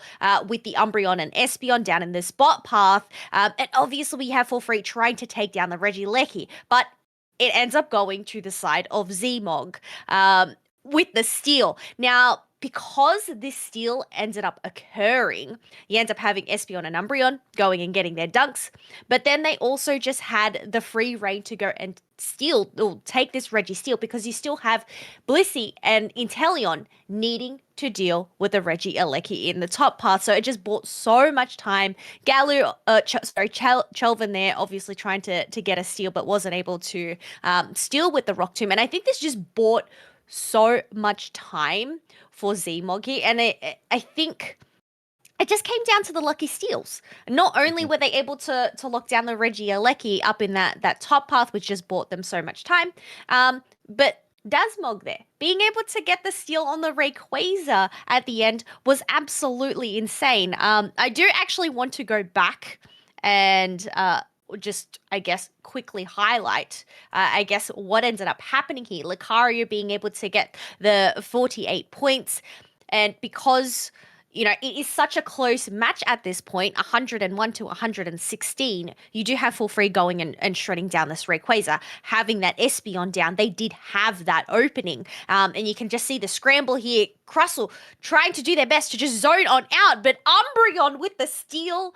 absolutely bananas. And I guess it just tells the story for itself there, being able to get the dunks and not able to make up the points, because instead of Espeon going and scoring there, because they end up just respawning, going and stopping the Inteleon.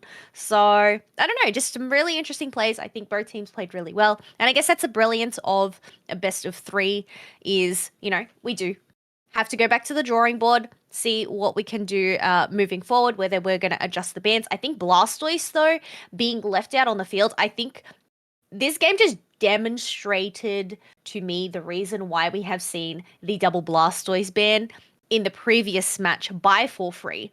So whether they're going to end up going back to that and banning the Blastoise this time around, or whether it'll be something else, or whether they'll end up picking it up themselves, we'll just have to wait and see.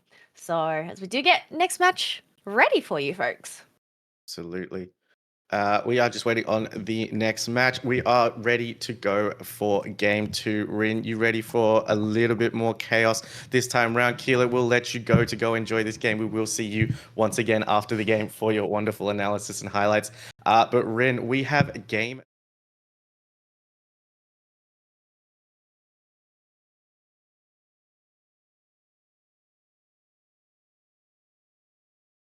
I feel like that put for free on the back foot. Do you think they're going to be better prepared to deal with this in game 2?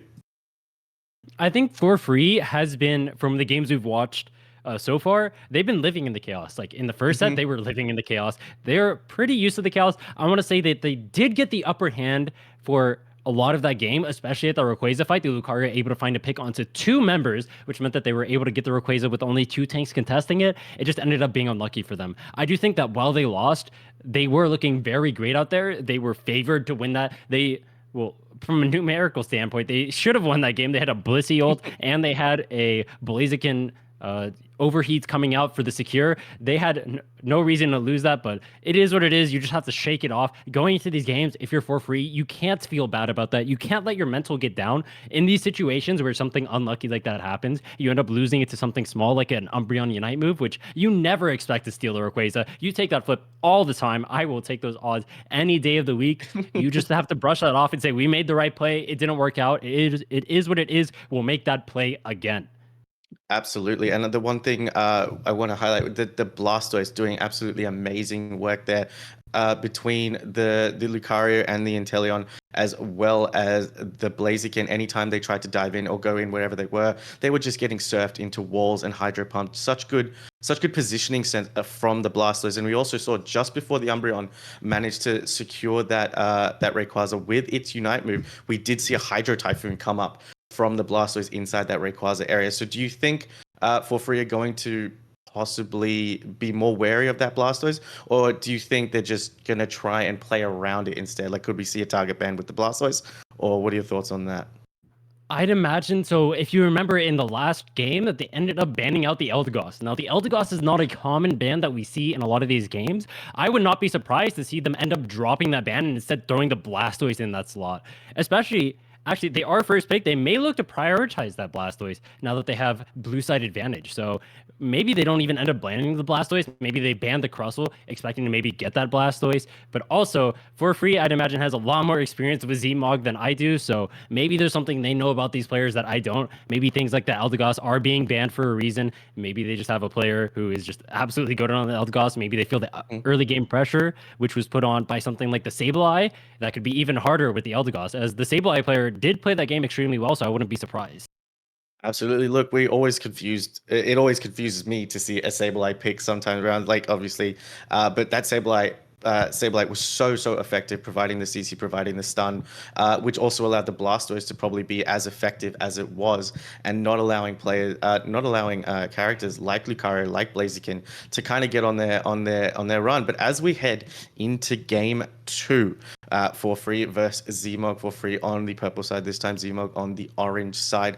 What do you expect we're going to see? Look, it looks like the Blastoise has been hovered over for Rin, so for free just not wanting to deal with that Blastoise this time around.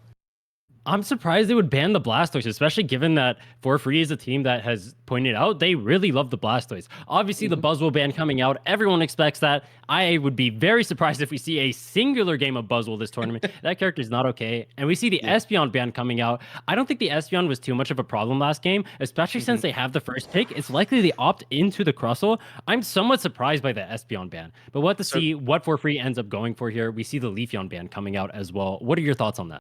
So Buzzwole, Leafeon, very common bans that we saw over day one, and we see common all over in all the different regions.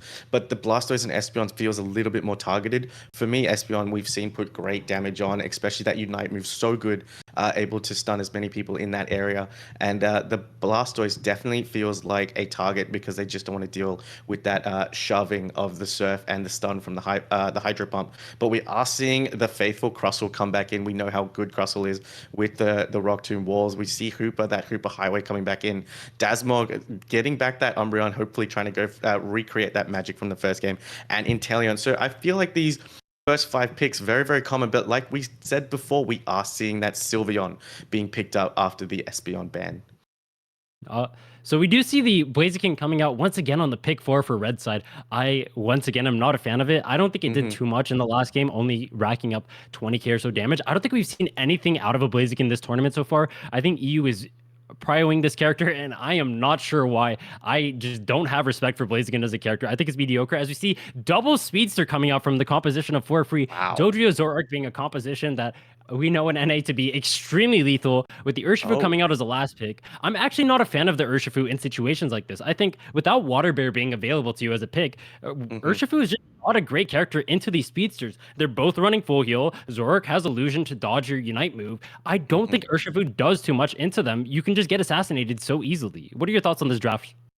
Absolutely. The two speedster picks are really interesting for me there. Look, obviously, when I see a Zoroark and a Dodrio, I'm really worried for that Inteleon. Inteleon obviously unable to move whilst it's lining its snipe shots up, and you can actually see it.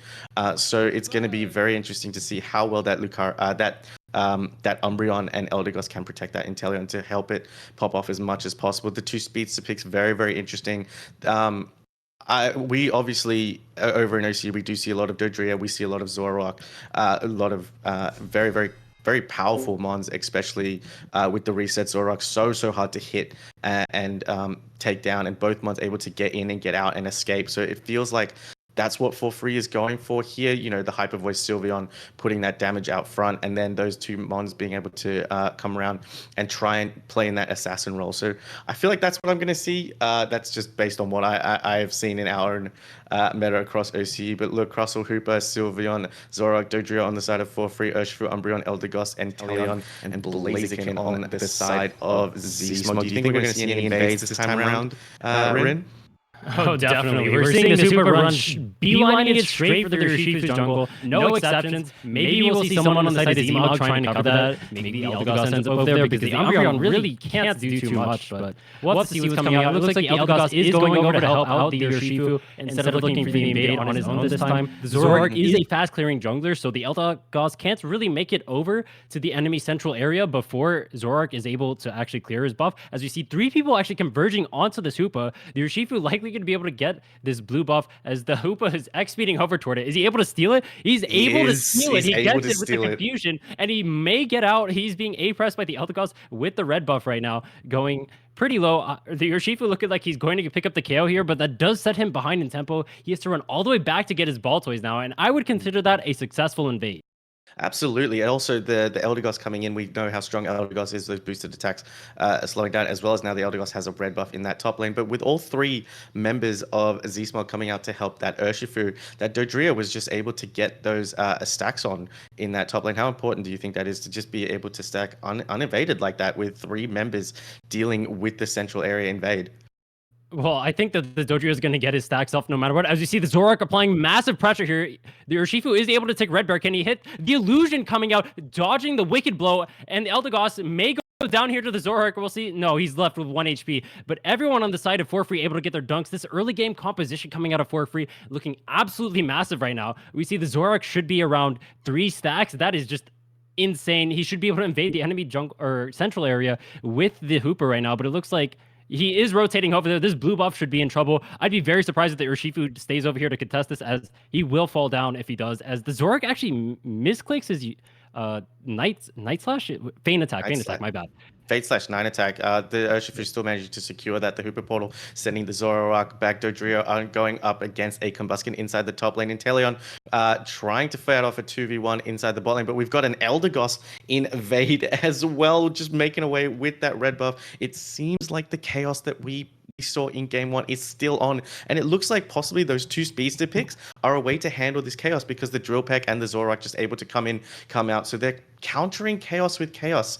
Zoroark going in with the Night Slash, Urshifu almost getting out but coming back in, does miss its attack on the Zoroark, which is able to hide back in the bush. We've got Zoroark and Dodrio Hooper possibly trying to make a play on this topside pad. We do see these players enjoyed Night Slash going in. The Drill Peck does not manage to hit its mark. Dodrio getting stunned, but Zoroark having to go back. Not a successful engage, as they managed to still take all of those middle Altarias for free. A bit of an interesting, but once again chaotic, is 116-0 on the side of For Free, as we have 5 seconds until both Regis have spawned, and it seems like For Free is rotating to this bot side. Rin. Yeah, I'm feeling like For Free is definitely angry after whatever happened in game 1. As you see, the Crossel falling pretty low here. The failed eject button Wicked Blow, and that's going to result in the Urshifu going down. Now, For Free should be able to pressure this pad if they want to take it down. They do have the Unite move on the Sylveon and the Zoroark. Zmog with 4 members down here in this bottom path, but I don't think they should realistically be able to contest. They do get the KO on the Blaziken, but with that, they're not going to be able to apply pressure onto the pad, especially with the Sylveon being so healthy. Zoroark whiffing his Night Slash or Feint attack. I'm still not sure which move that is. As you see Dojo actually doing the Regieleki topside, soloing it as the Blaziken looks for EXP. They should be able to use this Regieleki actually to pressure it in and push it top, as they do have the Dojo Unite, they have the Sylveon Unite, and they have the Zoroark Unite, whereas the side of Zmog, they have literally nothing except for Blaziken. Absolutely, you picked it perfect. For Free was not happy with how that first game went. They did manage to get that Regieleki and the Reg Ice, but decided not to push hard on the pad. The Dojo Unite coming out through the Hooper portal does manage to get him out. Urshifu super low. The X's are missing from the Crossel as Urshifu able to get up with the KO on the Intelligent. Only Blaziken left to fight 4 members plus the Regieleki as it goes down, and it looks like this Regieleki is probably just going to walk in with Z-Smog not having any jump pads available to them, and for free, just going to have free reign of that Z-Smog central area. What can Z-Smog do to come back into this game as we head into the half-minute mark? Because the chaos plan they had in the first game is not panning out for them so well. It seems like For Free has countered that with the two speedsters, Rin. Sometimes your best strategy in Pokemon Unite is praying that the enemy fumbles the bag. And you know what? That has to be Zmog's strategy right here, because there is no chance they come back into this game if For Free even plays mediocrely. The level lead that For Free has right now is so massive, they can win a 3v5 fight right now. There's just no chance that, unless For Free oversteps, which the Zoroark looks like he's going pretty far into the enemy central area, there's no chance, I think, realistically, that Zmog can come back into this game. They're looking for a four-man pressure topside here, as we have the Hoopa sitting ready to portal up, and he ends up going up. He does have the Unite move as well, so if Zmog ends up pushing on this pad, I think that's going to be disaster for them. We see them pushing onto the pad, the Hoopa Unite move coming out, and now Zmog, their one play that they have, the one chance they had to come back into the game, it is completely deterred, as we see them being absolutely run down. Unite moves being blown just to chase them all the way back to their central area, and this now feels like a solo queue game. I don't know what is going on. Absolutely, For Free deciding that they could leave the Sylveon to take that bottom Reggie. Hooper making that incredible decision. They're very smart play. They're able to Hooper highway himself all the way to the top lane, then providing that ult to come and defend. We've got 8, but more importantly, we have 4 minutes left in the game, Rin, and this top Regieleki is, if it gets taken by For Free, it's going to be going into the home base. Look, Blaziken looking for the Blaze Kick here, but does manage to... Oh, and Zora just able to out-secure the Blaze Kick. That great play there by For Free, but now this is where Z-Smog have a problem. They've had a problem all game that they haven't been able to deal with, but now this is another one just to pile on. Regieleki is walking towards that home pad at 3.5 minutes with a lot of time left until the Rayquaza is about to spawn. What do you make of that, Rin? Realistically, if Zmog plays this even decently, they should not be able to crash this Regieleki. As you can see, there's only 3 people pressuring right now. The Zoroark no Unite move, Dodrio no Unite move. There is no way this Regieleki goes in. I'm actually surprised. We have not seen a single Urshifu Unite move coming out to try and get comeback EXP yet. I think that if Zmog wants to come back into this game, it's 3 minutes 18. They need to just Unite move someone random. It doesn't matter who it is. You just need to rip it. Rip it on this Crustle right now. Rip it on literally anyone. Just get some amount of comeback EXP. And it looks like they're not even quite doing that. I don't know what they're doing. I don't know why they're just refusing to get comeback EXP.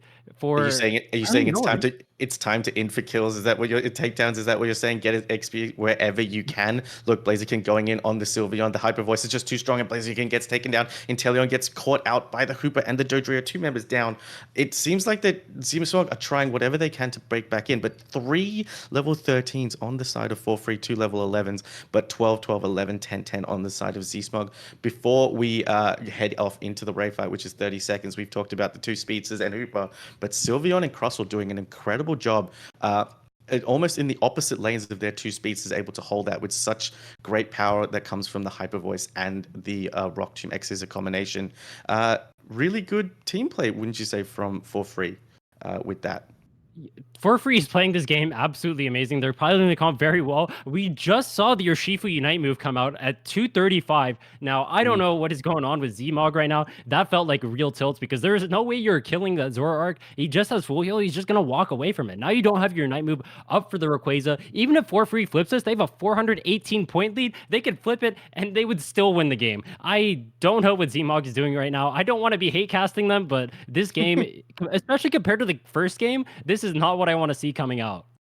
Absolutely. But look, both teams trying to get into that central area. We want Zmog to see if they can come out and probably take something from this Ray. We have a saying over in OCE, where there's a Ray, there is a way. In Urshifu trying to go in on the Crustle here, but it looks like For Free is just playing a defensive game. The Crustle gets beautiful wall there to stop the Inteleon from coming in and also trap out that Urshifu. But here we go. The Hooper portal is just too good at resetting. For Free seem to have complete and utter control of this central area, as Zmog are just trying to find their way in. 1 minute to go. Rin, what do Zmog need to do here? Do they just need to go in, chuck everyone in for the flip? Like what can they do? They can't do anything. There is no chance they will ever win a fight. There's no chance they will ever get into the pit. Realistically, what they need to do here is they need to stall for as long as possible and think about what they're going to be drafting next game, because there is no shot they are winning this game. They're down nearly 500 points. They have no chance of flipping the Rayquaza. They don't have the damage. And we see the surrender vote coming out. And that was there it pretty is. expected. This is exactly not what I wanted to see after Zmog or from Zmog, especially after the first game. It's just really surprising to me to see this performance. Now, once again, I don't want to be hate casting them, but when I see a game like that, it just makes me think that they all mental boomed. And as a player, that hurts to watch. Absolutely, but like we talked about it first game where they came in, we thought that the chaos route was working. You know, they were putting the pressure on For Free in that first game in ways that I guess For Free weren't expecting. And For Free said, you know what, just hold on, we can do the same. That Dodria Zorak combination, probably the spearhead point of For Free's comeback. Do you think, or am I missing something? Was there something else that the way For Free played, or was those two picks, the two speedster picks in the draft, was that something? Like, was that the way in which they maintain that control? I think, well, For Free both outplayed them in draft and in game. So Zmog's composition just has no chance of ever competing with For Free. They lose the early game, they lose the mid game, they lose the late game. Once again, we last picked Urshifu. I don't know what the Urshifu here does. The Urshifu can't contest the Zorak, it can't contest the Dodrio, it can't contest the Sylveon, it can't contest the Crustle, and it can't contest the Hoopa. What are we picking the Urshifu for? We once again prioritize the Blastoise. Who's the Blastoise contesting this game? Nobody. Neither of these characters can do anything because they can't get out of the early game. You just see invades coming through the entire game. Zmog is just on the back foot, being pressured constantly. The Inteleon not able to do anything because it's drafted into a double speedster comp and a Sylveon. It's just, realistically, if you're Zmog, I would just write this game off at draft and say, going into the next game, especially after what we've seen in the last two games, please do not pick the Urshifu. Pick anything else. Absolutely. Look, we're gonna, as we let these teams get ready and started for the third and final game, we love ourselves a game 3 situation in any kind of tournament situation. But we're gonna bring Kilo back in for her wonderful highlight and analysis, as well as we take a look back on the events that happened in game 2. Kilo, very different game 2 to game 1. I'd love to get your thoughts on what you witnessed. I think you pinpointed it during your cast. For Free were not happy about the results of that first match. And for me, this was For Free at their peak, having that double speedster comp go into the comp that Zmog had. Now, I have pulled up this moment here as a highlight for me. Now, before this, we obviously had For Free securing themselves that Reg Ice buff, and just the pressure, the composure that they had here. Gatlu going and soloing this Regieleki, and I think this is the benefit of the Hooper here, being able to go and portal up that Zorak plus itself up into that top path. You have Zmog here going into that central area, but this here, the cutoff, the realization that For Free had here, instead of continuing to push forth that Regieleki that Blaziken is trying to solo down themselves, the way that they peeled off and pivoted to go and cut off Zmog in that chokehold was massive. They were able to pick off, get those KOs, and then obviously from here, it just snowballed. Blaziken left all alone, 4 members plus a Regieleki to just go and rush that tier 2 was just such a momentous moment for Free, and the levels that they had at this moment was absolutely insane. And you know, obviously it's still early game, but I think this was just a setup for what was to come for the rest of the match. Now, another big brain play that I really admired from For Free was the second basement Reggie. So let me just get it up here. So here we had the Dodrio and the Sylveon getting this Reg Ice, but the communication, the acknowledgement from the Hooper to rotate themselves up using their hyperspace hole up into the top path and then go and use their Unite move as soon as Reg Ice was secured, so they can go and defend the push that Zmog were trying to attempt here. I thought, like, my jaw dropped. Like, it was an incredible play coming from For Free. And as I said, this match was just For Free at the top of their game. There was not a lot that Zmog, I feel like, you know, maybe they could have got a lucky steal, but the fact that, you know, Rayquaza wasn't really dealt with, they just didn't have that power to to go and combat for free there during the Reggie the Rayquaza fight. And I guess from there, story writes itself. There's not really much else to pinpoint during this match, but I guess the exciting thing is we do have ourselves a round 3 situation. So I guess whether for free are going to be able to keep this momentum that they just had from that match, or whether Zmog are going to go back to the drawing board with their picks. I know, Rin, you weren't a fan of the Urshifu pick, so whether they're going to end up picking something else this time round instead of the Urshifu, we'll just have to wait and see as we get round 3 ready for all of you folks.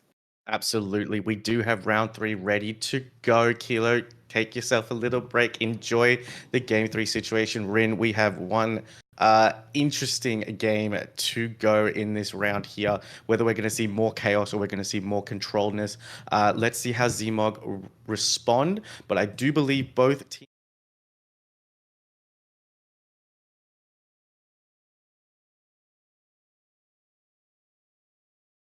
the previous game. Rin, we saw the Blastoise being picked up. Do you think that's going to be banned again?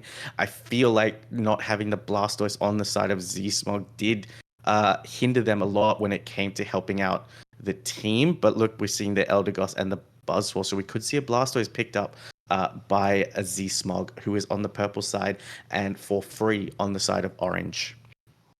So we see the Buzzwole Leafeon coming out as bans once again. Obviously, no stranger to those. That's been happening all day, and it's going to keep happening throughout this tournament. The Crustle ban and the Eldegoss ban means that likely we're going to be seeing a Blastoise first pick here, as Zmog ended up liking in the first draft. Now that means that from for free, we're probably going to see a response of the Hoopa. Or actually, we have the Hoopa first pick here, which enables the Blastoise to be picked up by for free here. An interesting turn of events. I'm not sure if I like the first pick from Zmog on the Hoopa, especially given how well they performed on the Blastoise in Game 1. I feel like possibly that Hooper pick is to stop what happened in game 2.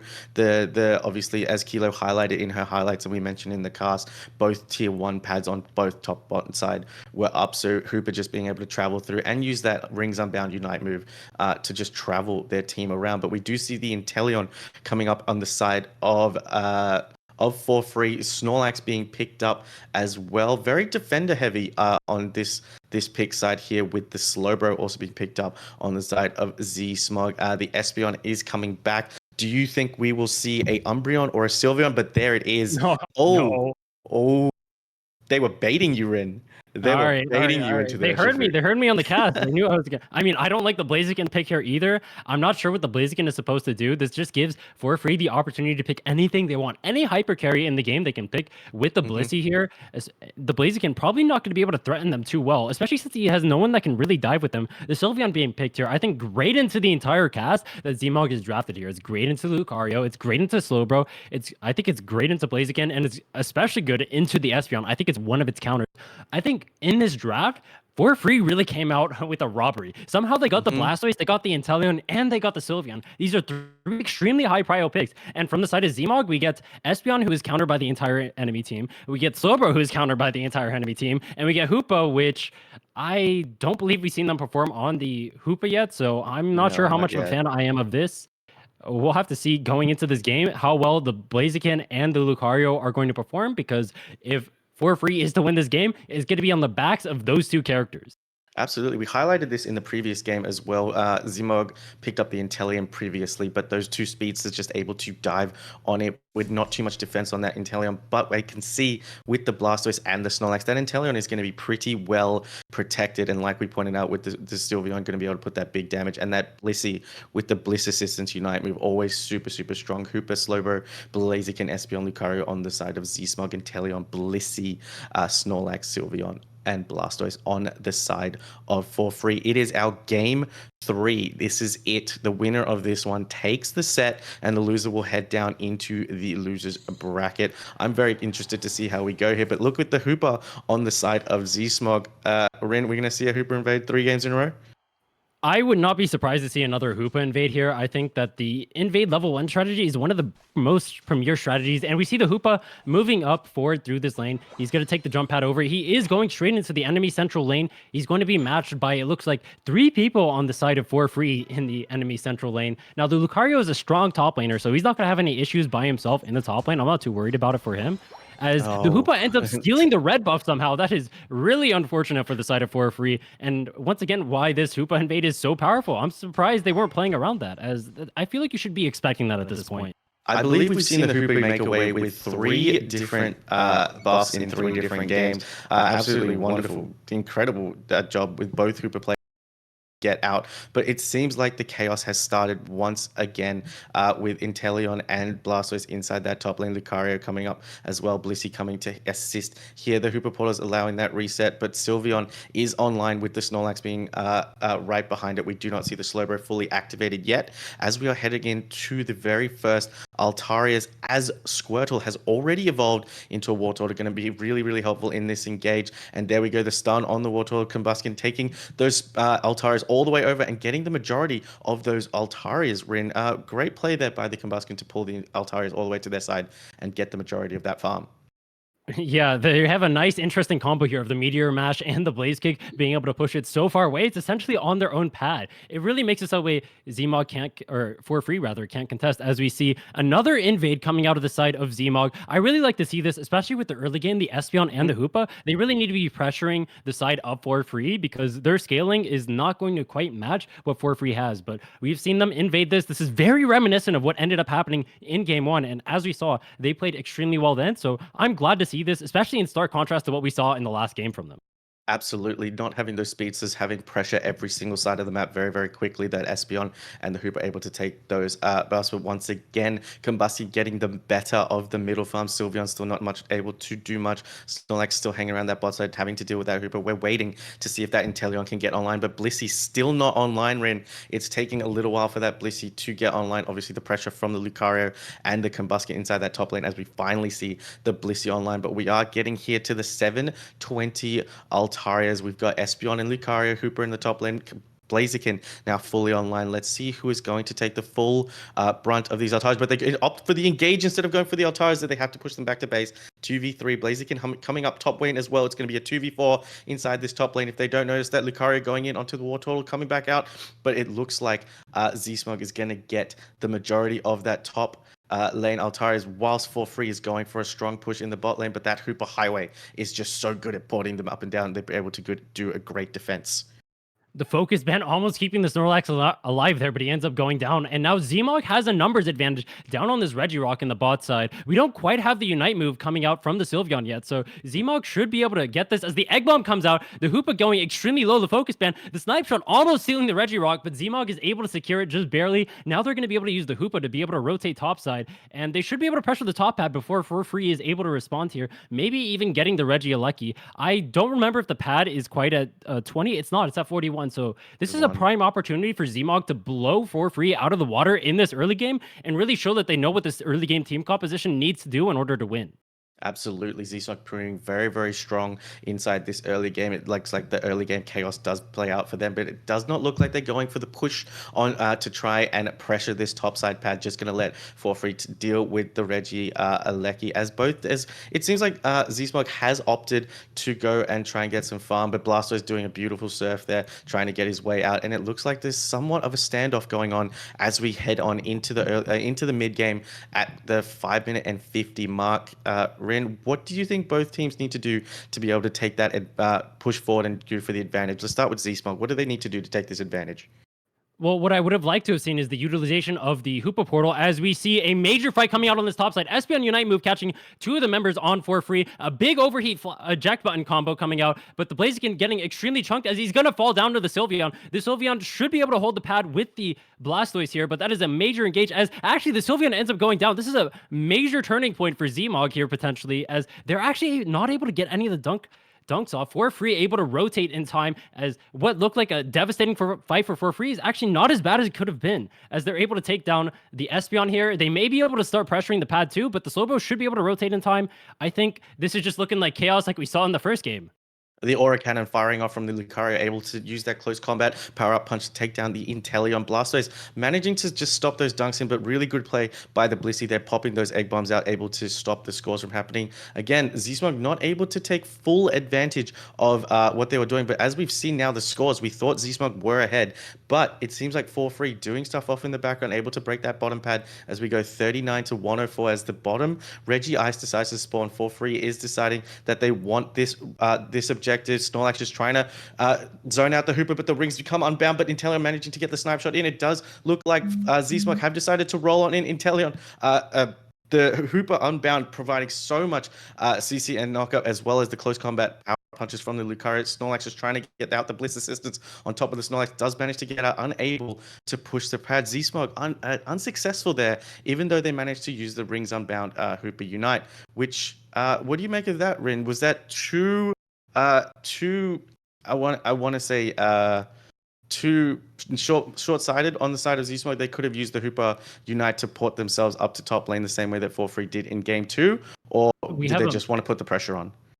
Well, we have a major exchange of Unite moves coming out here. All 3 available Unite moves on for free being used, whereas we have the Blaziken, who never needs a Unite move, and Espeon here, as the Secure is going to go over to the Lucario, able to pressure for free now onto their pad. We're going to see 2 characters routed on the side of for free, as I don't think that the Inteleon and the Sylveon are going to be able to hold this. They don't have the CC, they don't have the tank potential. We see an eject button coming out of the Inteleon to last as long as humanly possible, but they're just not going to be able to hold this. That is a major win for Z-Mog. They were able to get the Unite moves on that Regieleki early, and then come in with the Secure. That is exactly what I want to see out of Z-Mog if they're going to win this game. Now we have a massive level lead coming out on them. A level 13 Blaziken right now compared to the side of 4-3, who has at most level 11 currently. And they're going to have to all farm their Unite moves back. They're not going to be able to pressure to get these level advantages. Going into this Rayquaza, Z-Mog is looking like they have a heavy lead.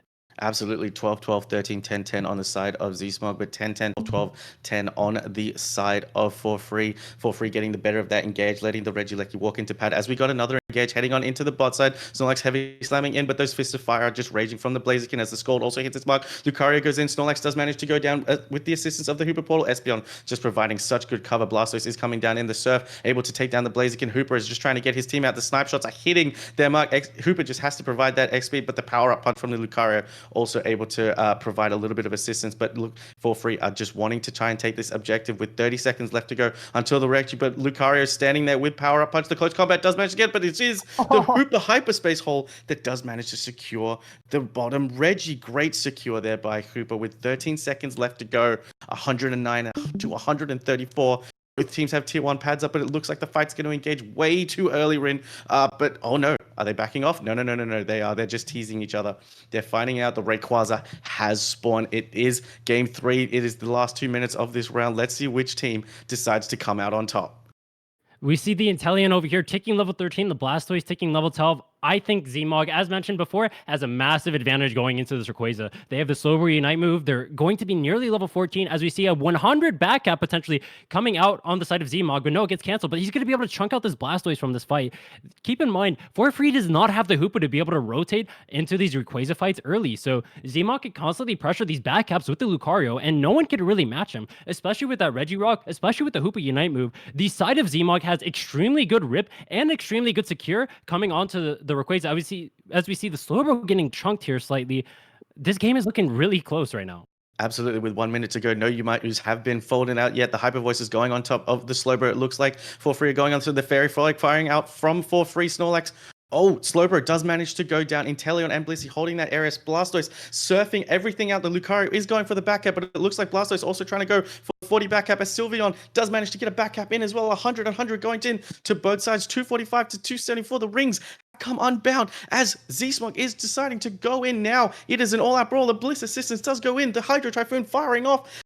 Where is all the action going to go from the Hooper? Still in his unbound form. Could it go down here? 1 member down, 2 members down for the side of Z-Smog. 4-3 is doing an incredible job at keeping this. The Slowbro is back in. The Inteleon snipe shots. Blastoise could go down here. The close combat does take down the Blastoise. The Inteleon snipe shot is firing off. And now it is a 30-point game as we have 2 members of Z-Smog inside the Rayquaza pit. The Rayquaza is being chunked. Who is going to secure this? The Espeon stored powers are just putting pressure on this Rayquaza. It could be the Inteleon. It could be the Sylveon. What is going on? The Hyper Voice is going there. Where is it going to come from? 9 seconds to go. And yes, for free managed to take the Rayquaza with the Sylveon. They were already ahead here, but if they can get these scores in, it looks like game 3 is going to the side of for free. They were able to What? find a disgusting pick onto the Slowbro there with the Snorlax Unite move and the Sylveon Unite move coming out, meaning that the Slowbro was not able to use his Unite move throughout that Ray fight, and I think that's really where the tide started to turn. I think Zmog, what they needed to do there is they needed to take a breath of air. They needed to concede the fact that For Free had an advantage, but they had 2 Unite moves down. So all they have to do is really come back with the Hoopa Unite move and force a fight. But they ended up playing the Rayquaza fight so scattered and meant that none of their players were synergized together. And when we finally saw the Slowbro Unite move coming down, no carry was with them to be able to actually take down the Inteleon.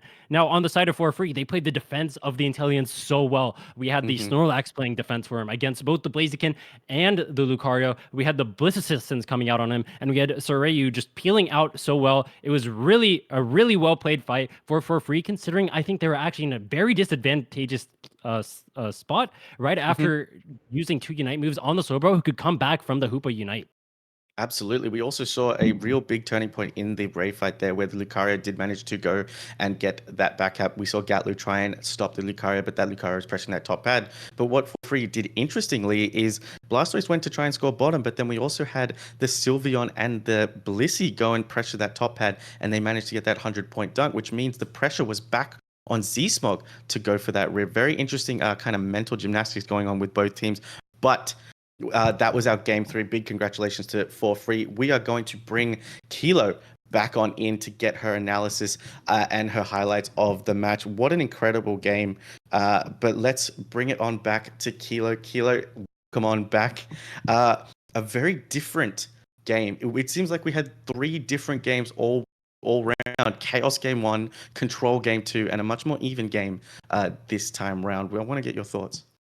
The brilliance of Pokemon Unite. Every game is different. You do not know what to expect when entering that match. But yes, a lot more even this time round.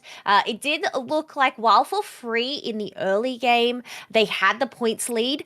It did look like that Zmog, they had the level lead. The fact that at this moment here, I've just paused it. We already have Blaziken at level 10. You already have those Unite moves on hand. I think going into the draft, though, I know Rin pinpointed it there. I think For Free's draft looked a lot stronger. The fact that Zmog picked up Hooper first picked was very interesting to me because then they ended up just countering it with Blissey having the Egg Bomb, and we saw it multiple times throughout the match. The Egg Bomb to interrupt the portals, along with the Snorlax to counter that as well. So great picks to go and counter Zmog's composition there. Now, I have brought up this moment in time, which I think it was a really intense moment for me to watch.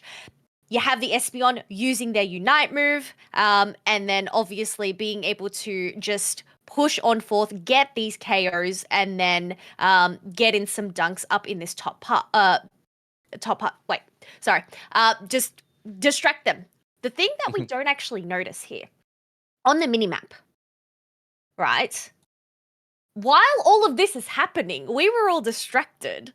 You have Inteleon and Snorlax going and pushing that tier 1 pad. Now, this is actually massive for Free because Zmog have that Hooper. So the fact that they were able to go and dunk and break this tier 1 pad while all of this was happening was a great advantage to For Free. Yes, they don't have as equal levels, but it was a moment where they were able to make a comeback, defend the pad. Obviously, KOs going here and there, but the way that the Inteleon and the Snorlax ended up rotating up and going and helping that Blissey, I thought was huge. Now, as the match ended up playing out, another moment that I thought was a bit of a highlight here was this fight during the Regieleki. It was just very backwards and forwards up in this top path. They have both had those tier 1 pads up, but the Lucario being able to get the steal there as well, and then just the pressure. Sorry, I have it in two speed for some reason.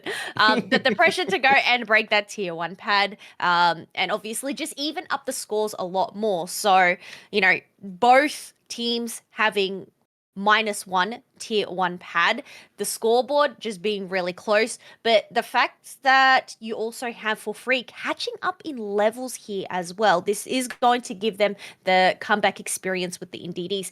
Topside being broken, I think is a lot more beneficial because you end up having the 3 Indeedis in comparison to the 2 Indeedis when the bottom side is broken.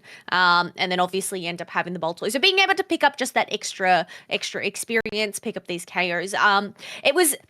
That's the thing. For me, I feel like this whole match was just a highlight. So it was really difficult trying to pick up some points here. Another, I guess, moment here as we do pivot around was the back caps. During this moment around sorry, I'm just trying to find it's very hard here. I'll just let it play on out anyway. Lucario going in attempting the back cap, Gatlu being aware, okay, I need to go and do this. And Rin actually mentioned not too much of a problem for Zmog here because they do have the Hooper, if anything does end up going pear-shaped. But it was the fact that these teams were really close in points. The way that they all just ended up scattering around this moment here and going and backcapping. They just left the Rayquaza. I was just like, whoa, what is going on? You can see, obviously, Lucario going and attempting that, still having that hyper, the rings unbound. Blaziken getting 2. Obviously, 2 is not really much of a difference. But For Free, realizing this, and then going and countering with backcaps of their own. 55 seconds left to go. I was just like, wait, what is going on? And as the rest of the match ends up panning out, you finally have Unite moves being popped out. Realizing, I guess these teams at this moment, only they would know whether they're able to do that quick math and realize who is actually on top, or whether it's more just this panic setting in, 30 seconds left to go. We don't know who's in the lead. We have to do something, either get some more back caps, go and shred the Rayquaza, but I think For Free being able to pick up those KOs and then go and shred the Rayquaza for themselves. Despite having the Lucario and Espeon there, Lucario having a great secure, ended up leaving it. They didn't even stick around there, just leaving the Espeon, hoping to get a steal with only 10 seconds left to go. It ends up getting taken down. So I'm just wondering there, if the Lucario stuck around, got the secure, and then Espeon and Lucario both pivoted down onto that tier 1 instead of going for the home base. I thought that was a really interesting maneuver from the Lucario. I don't want to say that it ended up costing them the game, but I think things could have been played out differently, where it used its secure and then they ended up going and pushing that bottom tier 1 together to just make the difference in points, whether it would have told a different story. But that is the series of events there. I guess any thoughts on that, Rin, being the expert here?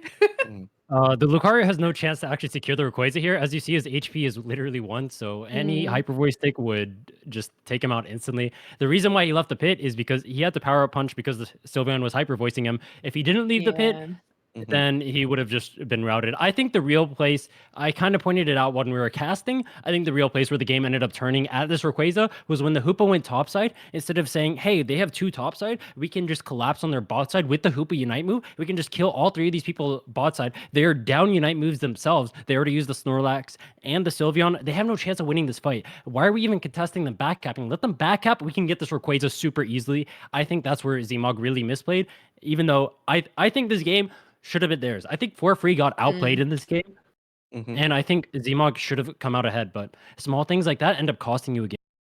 So this I think it was around this moment here where Hoopa ended up using their Unite move up in the corner rather than going and pushing the tier 1. You think they should have just gone and pushed the tier 1 instead of trying to hang around topside? No, they should have taken the fight on the people who are bot side here. So they have the Sylveon and the Blissey going top side, right? Which means they don't have the Blissey Unite move. If they use the Hoopa Unite move, they can have 5 people converge on whoever is on the bottom side for free. They should be able to route them. We see 2 here, the Snorlax and the Sylveon. So this fight should be extremely easy for them. They'll have a level 14 Lucario, a level 14 Blaziken. The highest level on the side of 4 free is level 13. And once again, they're down 2 Unite moves. This is such a free fight that going for the top side here, trying to stop them here, getting chunked out, using the Unite move in a suboptimal position so your team can't really do anything about it is just, I think, griefing. Stop! Wouldn't double that, but I guess things pan out. So the pressure is on, especially when the time is ticking. You just. I guess it's just a matter of how Pokemon Unite ends up playing out, needing to make those decisions on the fly. But nonetheless, I must say it was a spectacular game, a spectacular set from these two teams. Just the variety of matches that we ended up having. And I think Zmog definitely played really well, considering the team that they were up against as well. But I guess a series of unfortunate events ended up happening during that.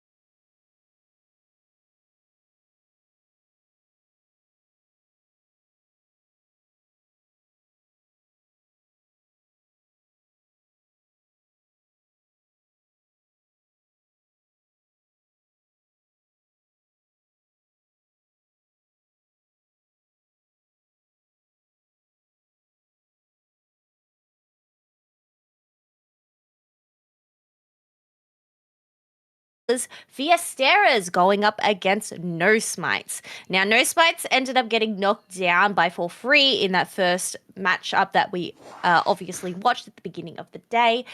Chinchillas Fiesteras. Now, we haven't had a chance to spectate this team yet, so I'm excited to see what they have to bring to the table today. But we do have our first bans for this set: Inteleon, Espeon, Buzzwell, and Glaceon. The fact that two evolutions are being knocked away, we obviously saw the powerhouse of the Inteleon played by Zante in the last match. Obviously, they're not in this one.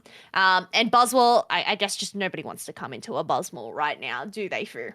No, they don't. And when you said we haven't seen what Chinchillas can bring to the table, very interestingly, they've target banded Hades Espeon, right? We saw it at the start when we cast it, against them against For Free today. They're taking it away, and if it doesn't add more insult to the injury, they've taken the other two evolutions, only leaving Umbreon up, and I don't think No Smites is going to take that at all, as they've locked in Crustle and Blastoise for them, and also Mew. Kello, for the first time today. I'm a big fan of Mew, so I want to see how that goes into the double evolutions. No, I know you're a big fan of Mew, and I think the utility of Mew as well, being able to switch up those movesets. We know that Solar Beam can absolutely pack a punch, but Leafeon. We have seen Leafeon be banned every single match so far in this tournament. I don't think we ended up seeing it at all yesterday either. So the fact that both of these teams have prioritized Glaceon and Espeon as their ban and then allowing Leafeon to come out onto the field, I'm interested to see the impact that this evolution will have. Now, we haven't had some great games coming from the issue, but obviously we do have a different player picking it up and some Gardevoir action. I myself am a Gardy B fan. Yeah, Gardy is an interesting pick, I think, into that team. What I'm a little bit concerned is Gardevoir doesn't really have the best mobility to get out of situations. And look at on the side of Chinchillas, they've got both Leafeon and a possible, Red Urshifu on that side. And, with both their Unite moves, able to target a single target and just knock it out of the park. If they don't go for the Mew, I think the Gardevoir's going to be in trouble. So I can understand why there are two defenders on side of No Smites, the Crustle and the Blastoise, probably looking to just help peel the Gardevoir away from these two dangerous Pokemon on the side of Chinchillas. Blissey and Trevenant, though, I think this is the first time, correct me if I'm wrong, we see Trevenant coming out to play today.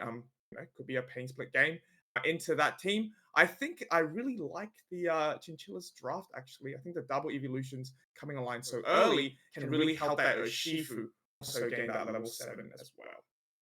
Yes, I agree. But yeah, Gardevoir is definitely going to have to be very wary of the Leafeon going and diving on it. And once that Urshifu does come online, something it's going to have to be wary of with its Unite move to go and be targeted. But we have no one up in the top path currently. It's a 0-3-2 situation. Just the Eevee along with the Chansey to go and help that Cubfu along, because we obviously know Cubfu in its early stages can't really do a lot, but this does allow Leafeon to already come up with a level 4 and no buffs. So just the experience share around there, interesting plays coming from Chinchillas. Yes. It's really good that you pointed this out, or as the onslaught of those fights, we're going to take down the Leafeon. But it's really good that you pointed out this clear coming out from Chinchillas. It's actually a clear that allows the Leafeon to get level 4 early, and also the Cubfu to get Urshifu as they go for the gank. I think we call it the Zartu clear in OC, and it really allows two Pokemon to have an impact in that early game and putting on the pressure. I think they might leave this Baltoy for this Cubfu to give them a level 5, if I'm correct. Yes, they... Oh! Just shy of it. No, they do get the evolution, but they're going to be a little bit late to these Altaris one here, Kello. Luckily, with the Solar Blade, it can soak up a lot of the experience here. Here comes the Wicked Blow already, going to try to knock out this Squirtle, but they're in trouble, Kello, and the Leafeon is doing very well to keep the Urshifu safe, because like you said, it takes a little bit of time for this Pokemon to come online, and they really need to babysit it a little bit. Yeah, but it does have that Urshifu stage right now. You do have Blissey grabbing that Speedberry, just trying to grab some intel for wherever he is, and possibly looking for a potential invade on this Curlier. But I believe it would have already picked up that blue buff for themselves as we do pivot back up to the top path here. Leafeon doing a fantastic job of just defending this pad with this Solar Blade against the War Turtle and the Eldegoss, who's gone to help that Curlier along.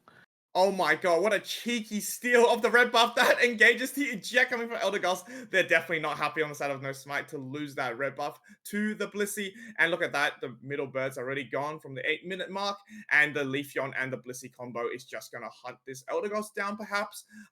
Both teams, now taking a moment just to reassess the situation here, looking at the levels, having a level 7 Curlier is fantastic on the side of No Smite. However, the sheer damage coming up from Hyper Voice is going to be really good for them in the bottom path as well. Crustal, with the Rock Tomb now creating so much space, they're all preparing to soak up this experience here. As we look in the top path quickly as well, Leafeon getting a little bit harassed. A great Hydro Pump, Kello, by the War Turtle just to make sure it doesn't make it out on the field to get some dunks in. We have a Blastoise on the field. That is fantastic on the side of No Smites. Yeah, 100% reaching the 7-minute mark. You have the first objective spawning, and the first roulette Reggie we get is a Reggie Steel. Definitely one that is favored by the players here. Otherwise, we are going to go in for an engage here. Wood Hammer seems to be the choice for Trevenant, chipping away at that Crustal that is left at 1 HP. Isn't going to retreat, instead going to just continue to create this presence here with their Rock Tombs and assist their teams, but it is quickly getting shredded down by that Hyper Voice, still left standing as Urshifu is trying to make an opening, trying to finish it off, but it ends up getting finished off itself. Wow. Did you see that Crustal stopping the engage from the Urshifu onto the Gardevoir? Oh my god, Gardevoir nearly going down to the Registeel there, but it will be confirmed by No Smite. So that's going to be good levels and also an attack buff for them as well. It seems like on top, Leafeon is still playing on the pad. Bottom side, I think No Smite's just saying, we got the win there for that fight there. We're not going to push too hard. We don't have too many numbers here. Only a Crustal, Eldegoss, and a Gardevoir. Let's just, stay close to our pad, get the experience. The yellow dots on our screen. The birds are going to be coming out again. This Blastoise is just harassing the Leafeon at the moment. It's going to be a little bit hard for Leafeon to really do anything to this Blastoise, I think, from the top side, especially with the Mew being there. Meanwhile, in the bottom part here, Callow, it seems like this Crustal is going to be knocked out by the Blissey. Yeah, it's only leaving Gardevoir here to try and defend, but they end up using their Fairy Singularity. Unfortunately, not able to singular anybody out. No. Just more, I guess, to create some space, as we do have Mew and Eldegoss pivoting on down to just provide some assistance, and they were still able to keep the defenses up. But currently, 45 points to 43, a pretty even game. I think there, I feel like No Spite, they do have that slight level advantage there. It's a little bit more evenly spread, having 4 level 9s and a level 10. But Leafeon, despite all of that, they have reached level 11 despite getting bullied up in the top path by that Blastoise. Yeah, I mean, leaving the Leafeon up is really good, actually, to get that level lead. And, like we said before, the Unite move is so strong to take out the squishy Pokemon on the side of No Smites. So let's see how this Leafeon actually plays this. The Eldegoss is looking to pincer it. The Blastoise go down instantly to the Solar Blade. And that's one member down for No Smites on top. So perhaps this is an opportunity for Chinchillas to really make an impact here. Look at that. The two-step. Going to take out the Gardevoir instantly. The Bliss Assistance on the Urshifu. Hopefully it's a secure for them. Wow, with Solar Blade and Wicked Blow, Kello, it's really hard for the Mew to really contest that. Here comes the Sylveon Unite, gonna get pushed out by the Eject Hydro Typhoon, picking up 2 to 3 players on the side of Chinchillas there. Well done to the Blastoise. Look at that Urshifu Unite to knock out the Crustal, but really does not connect enough. Crustal pops the Unite to try to stay sustained in this fight. No Smites needs this Regieleki not to go in here. Trevin and Woodhammer going to just CC the Blastoise as well. And look at that. It's just, everyone is just in shambles right now. We can see 2 fights going on, Kello, on the side of the top path there. With really no value coming out at the end of the day for the teams in terms of the pads. But level-wise, we do have 2 level 12s now for Chinchillas. Yeah, that was some great defense coming from either side. No Smites being able to deal with that Regieleki. They did not want to let it go in, considering their pad was left on 23. So that would have left the opportunity for a massive overcap. And you can see that majority of chinchillas, they have full pockets as well. You have Leafeon that has 50 on hand along with that Urshifu. But as we do pivot on down, another Reggie Steel has spawned on in. Cotton Clad Crash has gone up into the air, but it ends up being the Mew that locks it on down for no spites. You have Trevenant being knocked on down. Could this be No Spite's chance to make a comeback and get in some much needed AOS energy into these pads? Yeah, No Smite needs to, take this opportunity. The Fairy Singularity did not connect again, unfortunately. Q's cross no engage with the wall. The Scissor to just chunk down the HP on the side of Chinchillas. But here comes Trevenant, though. They might be able to sustain this. Look at that Gardevoir on the pixel on the edge of that pad. Will be able to break with a 50 dunk as well. That is a really good fight for No Smite's Kello. And I do want to point out that both the secure Pokemon on Chinchillas were topside. So it was really good for No Smite to recognize that and go in for that secure on that basement Reggie, as well as pushing that pad as well. No Gardevoir Unite though for Ray, or at least the start of Rayquaza Kello. Could this be an issue going to this final stretch?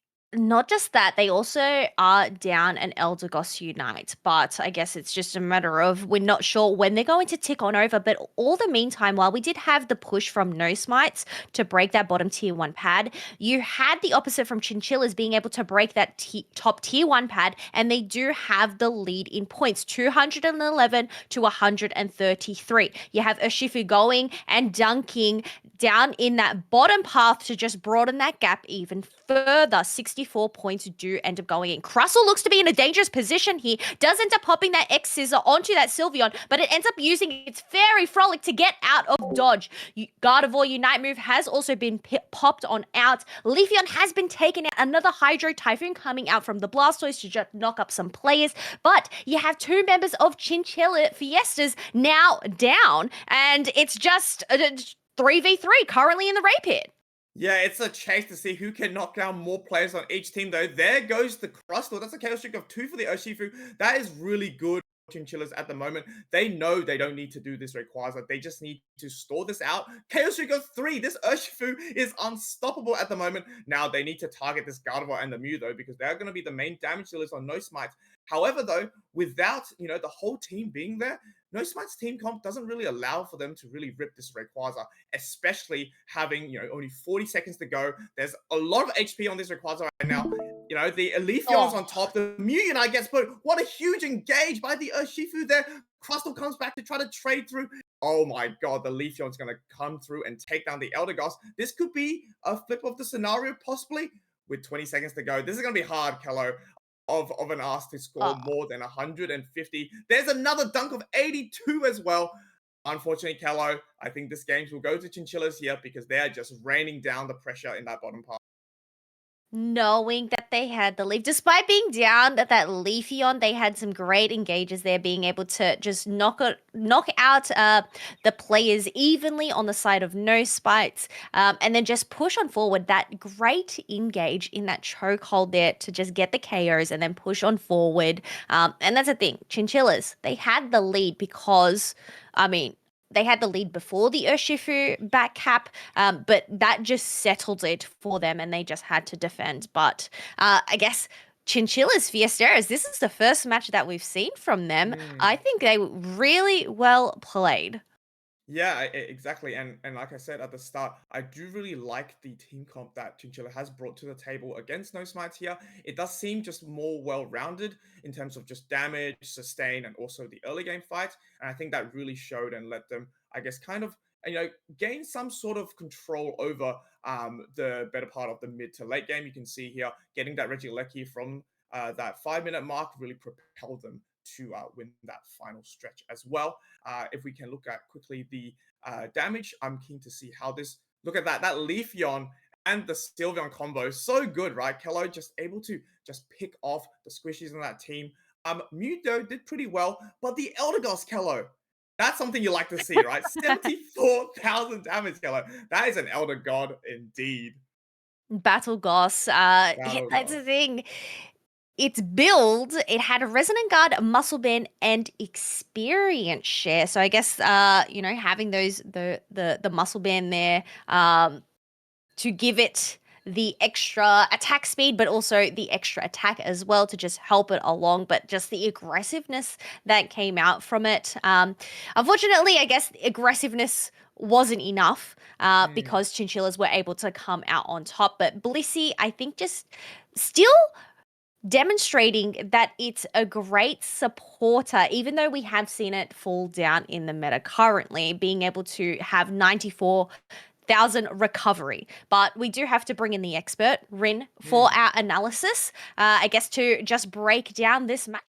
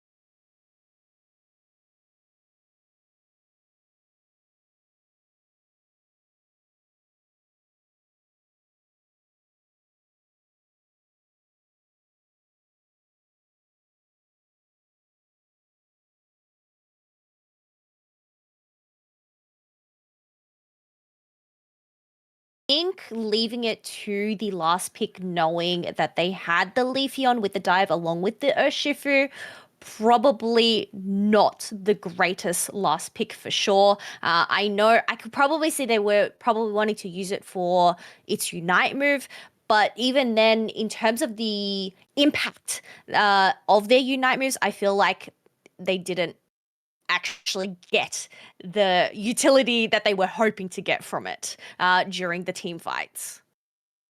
So one other thing I wanted to point out inside of this game is I don't know if you guys noticed it on cast. I was busy looking at mainly this top side. The Mew just rotates outside of the top side path here, right? He's going towards bot lane. They just pressured the Leafeon. The Leafeon ticking level 8, having his Unite move now against the Blastoise. Now, this Leafeon was actually solo killed by the Blastoise twice in this game so far. He was killed on the pad around 8 minutes, and he was killed right at the start of the game. So this Blastoise should be pretty far ahead, but somehow the Leafeon is able to maintain the same level as the Blastoise. And as we're about to watch, not only is he able to maintain the same level as this Blastoise, he's actually able to get a KO out on him, meaning that he gets to score his 40 topside. And we're not going to be able to watch it on the screen because the fight is going on bot side, but I think this top side right here, where he gets the KO, he gets the 40 dunk top, he gets an extra attack weight stack. I think this is really the turning point of the game where what I thought was going to be a useless Leafeon ended up being one of the clutch characters for their team comp this game.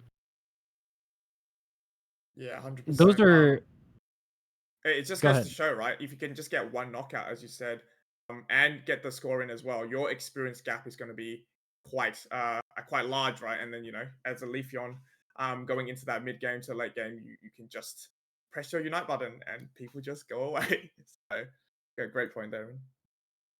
One last thing I wanted to bring up is we're talking about best of threes and how teams can adapt. What I really want to see is obviously the side of No Smite is not going to have last pick this time, but adapting to what the enemy is drafting in their team is very important in these games. Maybe they ended up picking the Gardevoir because they feel like it's a comfortable pick for them, but a comfortable pick for you doesn't do anything when nobody on the enemy team is a good character for your character to go into. Like, there's no reason to pick a Talonflame if the entire enemy team is just super tanky and you're not going to be able to kill anyone. There's no reason to pick a Gardevoir here because Gardevoir is just not an amazing character into the Leafeon, into the Sylveon, or into the Urshifu. And the Tree and the Blissey aren't really causing your comp too many problems either. So going into the next game, I'm hoping we can see some adaptations in the draft that maybe they can change their drafts according to whatever the enemy team is drafting instead of going for comfort pick. Well, I Um, guess we'll see when that draft does end up popping on up, as I believe these teams are ready to roll through. and here we go. So another masterclass by our analytical team formed by Rin over there. So let's see whether the teams actually take these into account when they are doing the last pick here. It is a great point as well, because something about picking last is you get to see all the Pokemon on both your side and also the opposition side. So it's really a great opportunity to counter pick, especially the central area Pokemon, so important, right? Especially when you're getting that like level 5 gank. If you can pick a Pokemon that plays well into that top path or bottom path, it can set you up for success. So another standard, Leafeon and Buzzwole ban on Saturn No Smites, Kello. Yeah, I guess the Leafeon was just too effective that last round up in that top path, but they are going to stick with the Inteleon Espeon ban, which does mean Glaceon is left free to pick up if any of the teams are going to do it. But something that we have seen in previous matches, Crustle. Not the defender you'd expect to be picking up first, but in this day and age, in this meta, Crustle is the word. Exactly, and that's something I love about this game. The meta changes quite frequently, so sometimes your Pokemon that could be your favorite gets to shine in the spotlight, and here Crustle is one of them indeed. Sylveon, another evolution not banned from the four that we've seen here, so that's going to be quickly picked up by Felix on top. Another Blissey Mew combo, potentially coming out from No Smite there. Mew is a great pick, I think. Just dependent on what the other Chinchillas players are going to be playing. But I do have to say, whenever there's a Mew on that team, I want to see a little bit more damage as well, because I feel like Mew is very versatile, like you said before. If there's no consistent damage dealer, with something like a Sylveon, it makes it really hard to really make an impact, I think, in some of the team fights there. So, oh my god, are there two supporters? Kello on the side of Chinchillas? Mr. Mime pick. That's another supporter that you don't really see being picked up very often. So I'm interested to, I guess, hear the thoughts of Rin during that analysis phase of why they think Mr. Mime is being picked on up here. Chandelure, another Pokemon that we don't get to see very often. We obviously know it as that glass cannon there. It is quite a squishy Pokemon to have, but it can do high damage. Gyarados being picked on up instead of the Urshifu. Oh, wait, sorry. Yeah, the Urshifu pick on the side of. Oh no, it was Chinchillas. Chinchillas. So they've stuck with the Urshifu pick here. And I guess I don't know, we've had some switch arounds here. So Mr. Nishino, they actually played Eldegoss last round. So you have the Mew Blissey combination instead of the Mew Eldegoss combination. Leaving Gardevoir out, I guess we said, we needed more damage on the side of No Spites. Gardevoir wasn't able to provide that. Whether the Gyarados and the Chandelure will be able to do that, backed up by Mew in the backline. We'll just have to wait and see. But I don't know, very interesting draft, I feel like, this round, wouldn't you say, Fu? Yeah, I think No Smites is going for more of that like heavy hitting damage dealers now from what they, I guess it's that adaptation from that first game, right? I do want to say though, Mime tank on the bottom leaves that Blastoise able to scale on top and perhaps provide just really really good not only damage but also the crowd control, right, coming out into that team, especially like you said when Chandelure is such a glass cannon. If you can get any like I guess CC on it, then the rest of the team can really just clean up through there. So as we get game number 2 underway for our matchup with No Smites against Chinchillas, here we go. A little Litwick going down into the central area. I feel like it's one of the cutest I guess pre-evolutions, Kello, that exists in Pokemon Unite. And speaking of pre-evolution, that's a Magic Cup. Solo on top because that Chansey is off on a mission.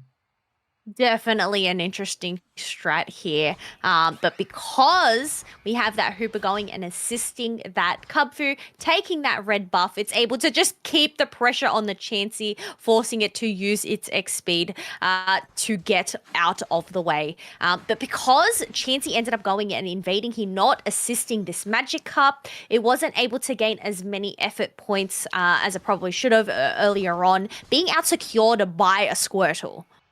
Yeah, and I think something I want to see when teams run Magic Cup is having more of like an A presser support instead of like a Blissey. So an Elder Goss or a Hooper would be fantastic. Obviously, in this case, Hooper is taken by Chinchillas, so Elder Goss probably would have been a better pick just to let the Magic Cup have an easier time in the top path.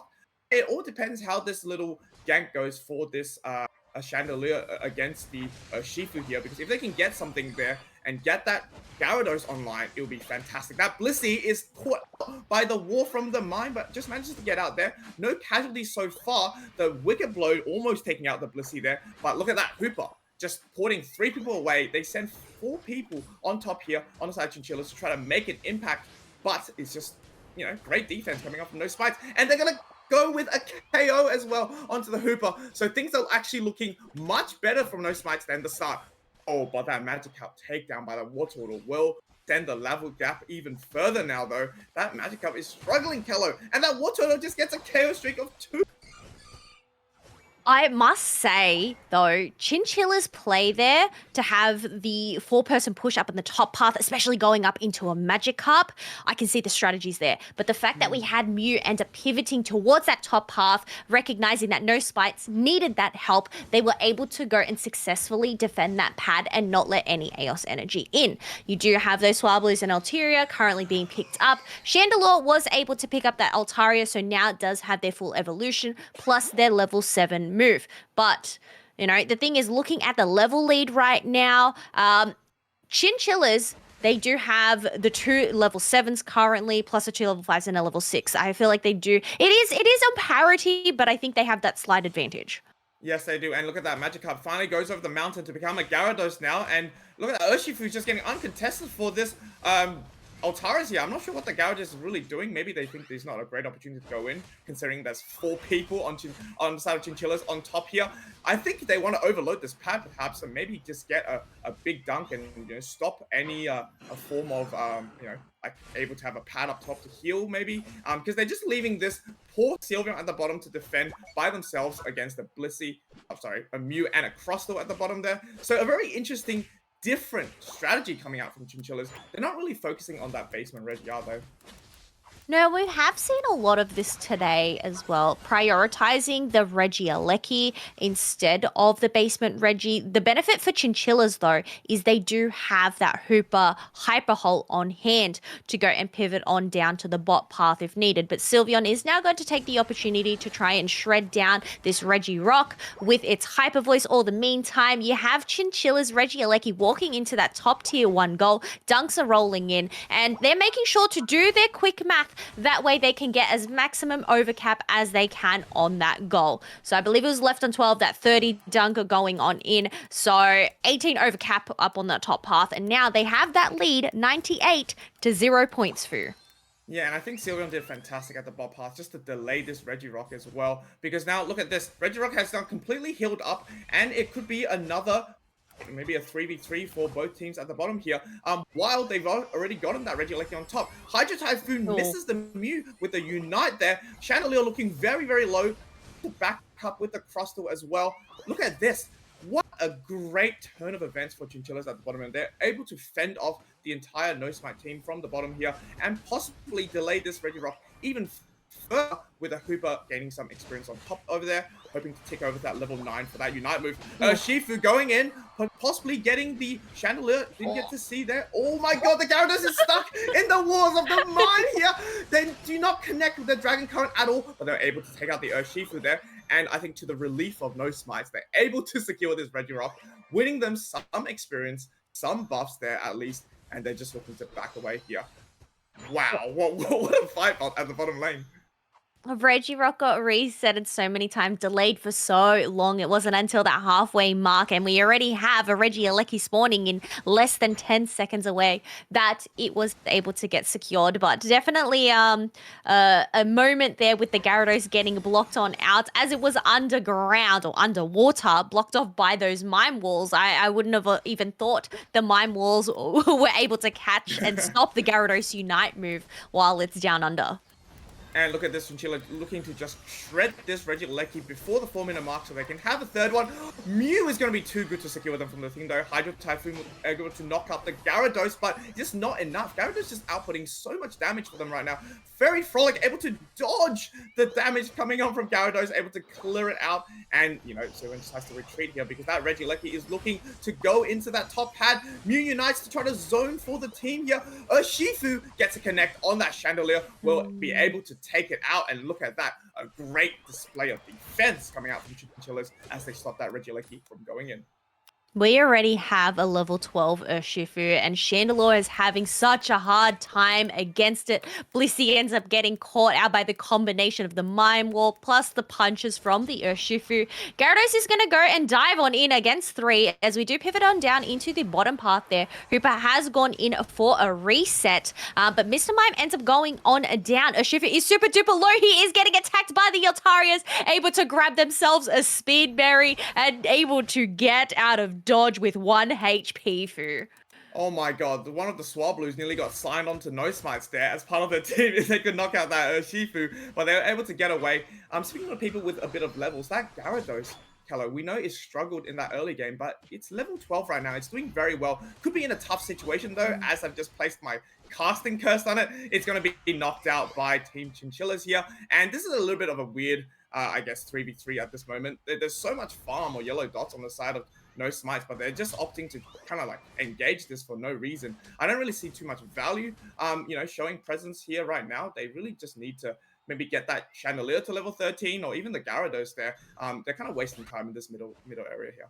I completely agree. I can see obviously they're probably wanting to push that tier 1 pad because they do not have any points on the board, but they have so much experience on their side. Chinchillas are going to take the opportunity though to shred down the second Regirock. Mew did try to get in the steal with that Solar Beam, but it ends up being the trusty Wicked Blow from the Urshifu to lock it on down for Chinchillas. Chinchillas at the moment, they're in a really comfortable spot. They have a level 13 Urshifu, level 13 Sylveon. They have that levels. They have the points lead. It's just a matter of not folding under the pressure and keeping their composure going into this final stretch, Fu. Yeah, absolutely. Comfortable indeed. And they have the Hooper as well. So look at that. Shifu going with the Blastoise to get a huge overdunk. 88 plus 100. 188 points there. And you know what? They're not even breaking a sweat because Hooper can just bring them in whenever they need. Look at that. No Spice not even taking the opportunity to force a rip or a flip of the Rayquaza. That is just 188 points for free on the side of Chinchillas. That is the wrong team, Fu. But as we do end up going into this team fight, Crustle does end up popping up their Rock Tomb there, but the Blastoise was able to eject on out. So it does mean they're not going to get that eject Hydro Typhoon combination when they do go in for the engage. But here we go. The rings unbound. The Bliss Assistance also being popped on out as they're just trying to get these KOs. Who's going to be first to fall? It ends up being Mr. Mime. Hooper also ends up going down, but you do have Chandelure going down on the side of No Spites along with the Blissey. A huge X-Scissor coming out from that Crustle there to stun the Sylveon and the Blastoise together. Gyarados is super duper low here as it ends up getting charged and taken on down by the Wicked Blow. So such an insane fight coming out from both teams, but Chinchillas, they still come out on top. Yeah, it was a really good pick on the Mime before it could unite there, but it just wasn't enough at the end of the day. That Urshifu picking out that Gyarados is so impactful in this final stretch because with 30 seconds remaining, there's no your major damage dealer of your Gyarados in your front line. It's not there for the team. And, you know, the Mime Unite can just stall out the last 20 seconds, and that's going to be a surrender vote coming in from No Smites and with a very, very commanding performance there. 386 to 0 points, Kello. Chinchillas really showed in this game that, you know, they've got what it takes. Feel like that one there is a big ouchie because no spites were able to get in no dunks at all. So the commanding lead that Chinchillas Fiesteras have just demonstrated to us, they do progress on through to go and Verzemog in the losers final. As we do have a look at the recap, the flatline. Like, I mean, the thing is, you do have no smites being able, like both of the teams, they were able to pick up a Reggie Alecki for themselves, along with a Reggie Rock for themselves. Blissey, you know, having the recovery rate there, but I'm really interested to know Rin's perspective on this match and the insight, I guess, to just see what went wrong for No Smites during there, because I think, you know, their composition was a lot better in comparison to last game, but I guess just having that Magikarp struggle up in the first section of the match, I don't know, maybe that's what I pointed out. Rin might have it other words. Shall we bring on Rin? Yeah, for sure. And I think while they're just getting that prepared as well, I just want to. No, Rin is here. Take it away, Rin. Hello. All right. So you guys mentioned, or I mentioned draft always going to be an issue. At the start of this, you actually mentioned the mime. I think I figured out why they picked the mime. So Mr. Mime is also known as Ash's dad, and based off the first game, they really showed that they are the fathers of No Smite. And in going into this game too, the fact that No Smite ended up scoring 0 points, I mean, they just showcased that's always going to be the case, even when they pick disrespectful picks like the Mr. Mime here. When they pick the Mr. Mime on this 4th pick, it doesn't do anything. It doesn't do anything to Mew. It doesn't do anything to Crossel. It doesn't do anything to Blissey. It is just pure disrespect, or they're just picking it because it's a comfort pick for them. But I think the only reason they picked this is they were just feeling themselves a little bit. There was, in my opinion, no real reason to pick it. But looking at the rest of this draft, I think the story of this game is No Smite doesn't, or the feeling I got was that No Smite doesn't truly understand what their draft needs to do in order to win the fights. Many times in this game, as we'll see in a little bit, I felt like the Chandelier, the main carry for their composition, often felt isolated from the Blissey, who has to keep him alive from the Urshifu, who is constantly just going to be using his Unite move. 2 separate times during that game, this Red Bear was able to land a Unite move onto the Candle and then just take him out, and he has no effect on the fight, meaning the game is essentially a 4v5, and it just lets the Sylveon dominate the rest of the team. If you're going to be drafting this Candle, which I think the Candle in the first place is probably a bad idea, you have to at least be protecting it. But as we'll see, especially in this Ray fight, and one other time during the game, we're going to notice that I feel like the Candle was just isolated on his own. He was just left to his own devices, and you really can't do that, especially against a Red Bear.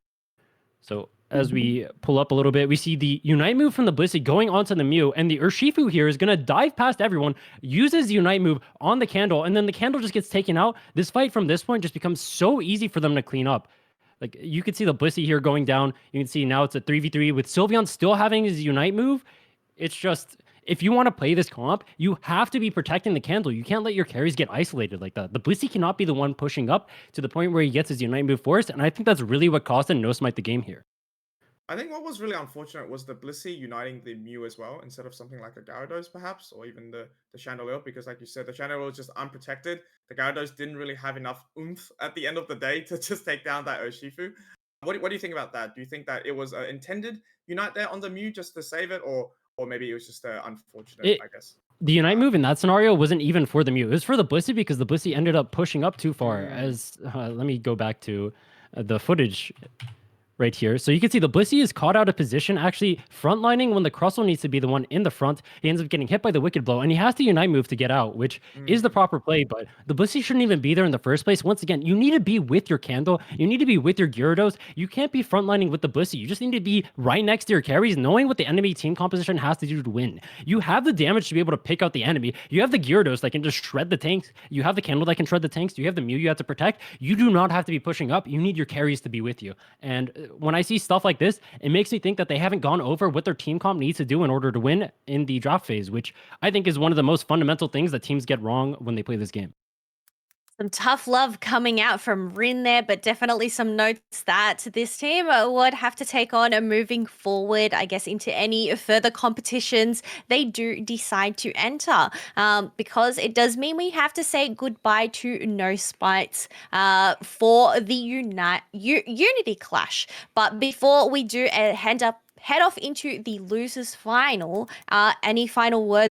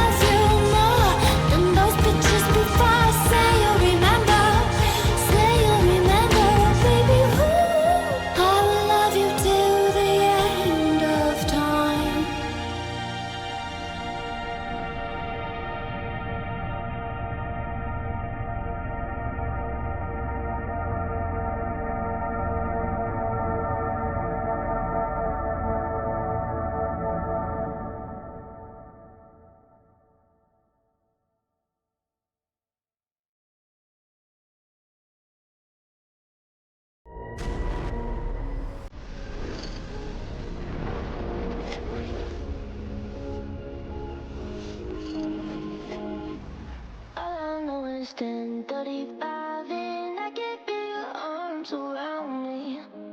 Let them drown me. All I know is 10:35 and I'm thinking, God, you found me. That you found me. Every day I go places in my head. Darker thoughts so hard to know. They look like monsters under my bed. And every time it's like a rocket through my chest. The TV make you think the whole world's about to end. I don't know when this night is going, but I know that you and me got something. So many things that I'm afraid of, but right now I'm scared of nothing.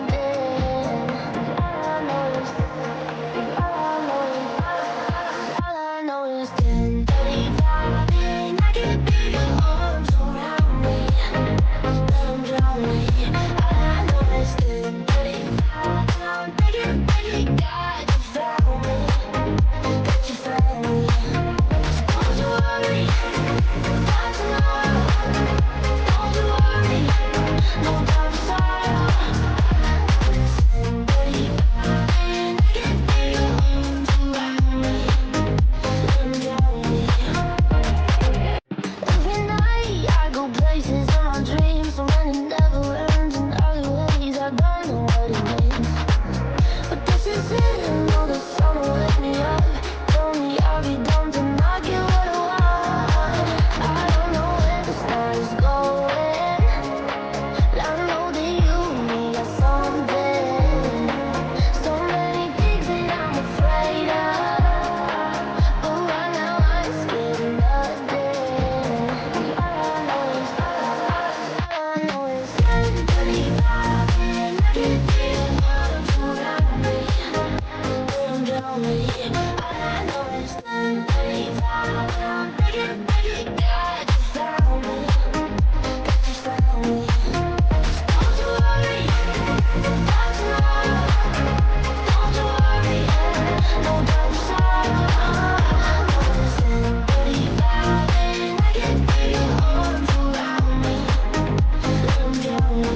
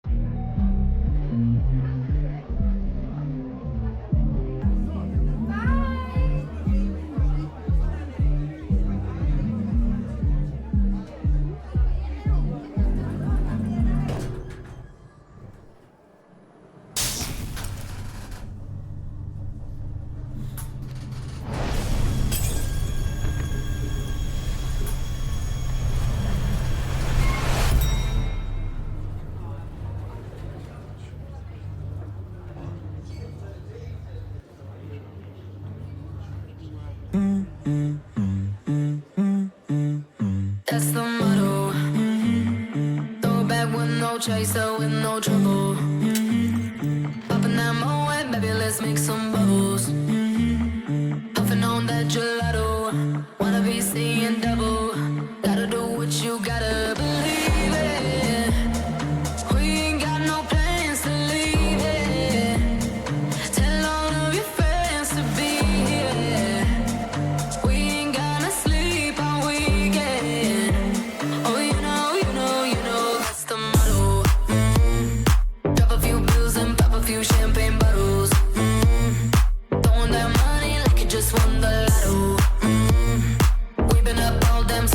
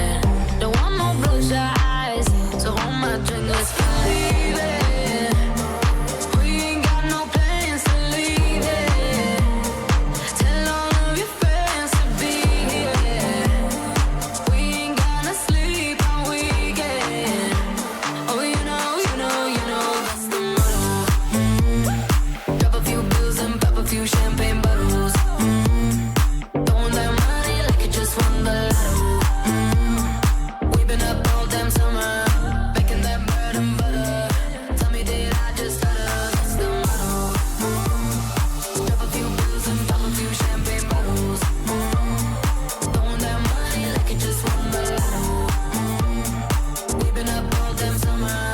Making that bread and butter. Tell me, did I just stutter? That's the motto. The motto.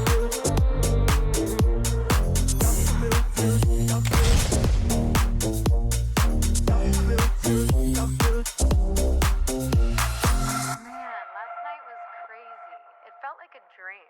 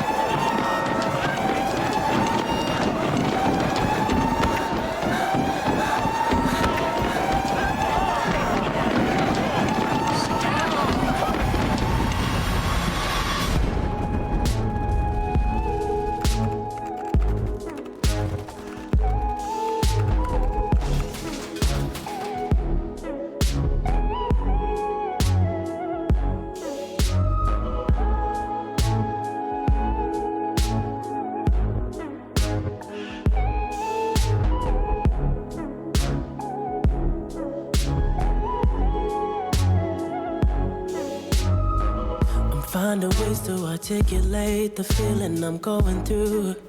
I just can't say I don't love you, 'cause I love you. Yeah, it's hard for me to communicate the thoughts that I hold, but tonight I'm gonna let you know. Let me tell the truth. Baby, let me tell the truth. Yeah, you know what I'm thinking. See it in your eyes. You hate that you want me. Hate it when you cry. You're scared to be lonely, especially in the night. I'm scared that I'll miss you. Happens every time. I don't want this feeling. I can't afford love. I try to find reason to pull us apart. It ain't working, 'cause you're perfect, and I know that you're worth it. I can't walk away. Even though we're going through it and it makes you feel alone, just know that I would die for you. Baby, I would die for you. Yeah. The distance is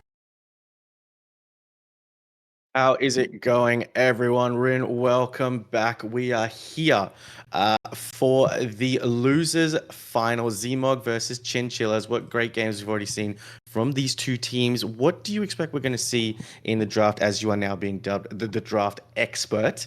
What do you see? We think we're going to see the same old Leafeon band. We are seeing the Elder Gods picked and Inteleon. What do you expect from the other two? Well, something tells me that Buzzwole is not going to see play. I don't know what it is. Maybe I'm looking into a crystal ball here. I don't know. I'm imagining Chinchillas is probably going to ban the Buzzwole next. And there, As oh, Oh, actually, it almost looked like Zmog was going to ban it, but no, they banned the Leafeon. I didn't see that one coming. Who would have seen a Leafeon ban? Certainly not I. And I'm certainly not expecting a Crustle or a Blastoise first pick coming out here. I'm feeling like these teams are all just like copying each other's strategies at this point. But one thing I'm looking forward to is hopefully neither team picks Urshifu this game. no, T, you have definitely been on the case of that Urshifu every single time it's been brought up. But there we do. We see the Eldegoss, Leafeon, Buzzwole, Inteleon bans. Very, very common bans. But we do see the Hooper. We've seen that very, very common pick from Zmog coming through. You definitely think we're going to see another Hooper invade coming our way in. We know Zmog loves the chaos, and you know we get confused in where we need to focus the action in these games, especially with Zmog. So what do you make of that Hooper pick with the Blastoise and Espeon getting picked up as well? Well, they did the same exact strategy when they were against for free, right? They banned the Eldegoss and then first picked the Hoopa. They want to force Chinchillas onto a pick like the Blissey or something with a weak early game so they can pressure. Now, Chinchillas ends up responding with an Espeon, but I don't like the Espeon pick, knowing that the enemy is just going to pick a Crustle. I would have actually have liked to have seen the Sylveon taken away there because it's a pretty good pick into the Crustle. I think it counters the Espeon, and right now we see the Blissey. No one saw that one coming, and then are we going to see the Slowbro again? I'm also not quite a fan of the Slowbro either, Mhm. as we see Glaceon Hover here and a Mewtwo Hover. Obviously, you can't play Mewtwo, but the Glaceon coming out is an interesting pick. It actually does quite well into every character that we have on Chinchilla's side so far. And are we going to get another Gyarados? We are. So I really like the Gyarados here when we have the early game composition with the Hoopa, with the Sylveon, so you can actually pressure the top side to help the Gyarados get online early. As we saw in the earlier games, actually our last set, in fact, the Gyarados wasn't able to quite come online because they were put so far behind in the early game. And all right, we're getting And another Urshifu. there's the Urshifu that you just did not want to see. But yes, we talked about the Magic Cup very struggling to get online. But Glaceon here, the first time we're seeing it picked up, we saw a brilliant Icy Wind play during the Swiss competitions that we got to spectate yesterday. But the side of Chinchillas have opted for a very strong front line with that Slowbro Blastoise combination, but doesn't seem like it's going to be a problem with the Glaceon Icicle Spear build. Do you think that's why that Glaceon was picked up, especially with that Sylveon being able to shred that defense? Those two frontliners not going to be able to last too long if those Icicle Spears are hitting their mark. I actually think that this game, the Icy Wind build is going to be better, but it's looking like he's going to be running the Icicle Spear based off his build. He doesn't have the CDR items that you would normally run. Now, actually, weirdly enough, I keep ragging on their Shifu. This game is not as bad as in the other games. This game, he does have a Glacier and a target.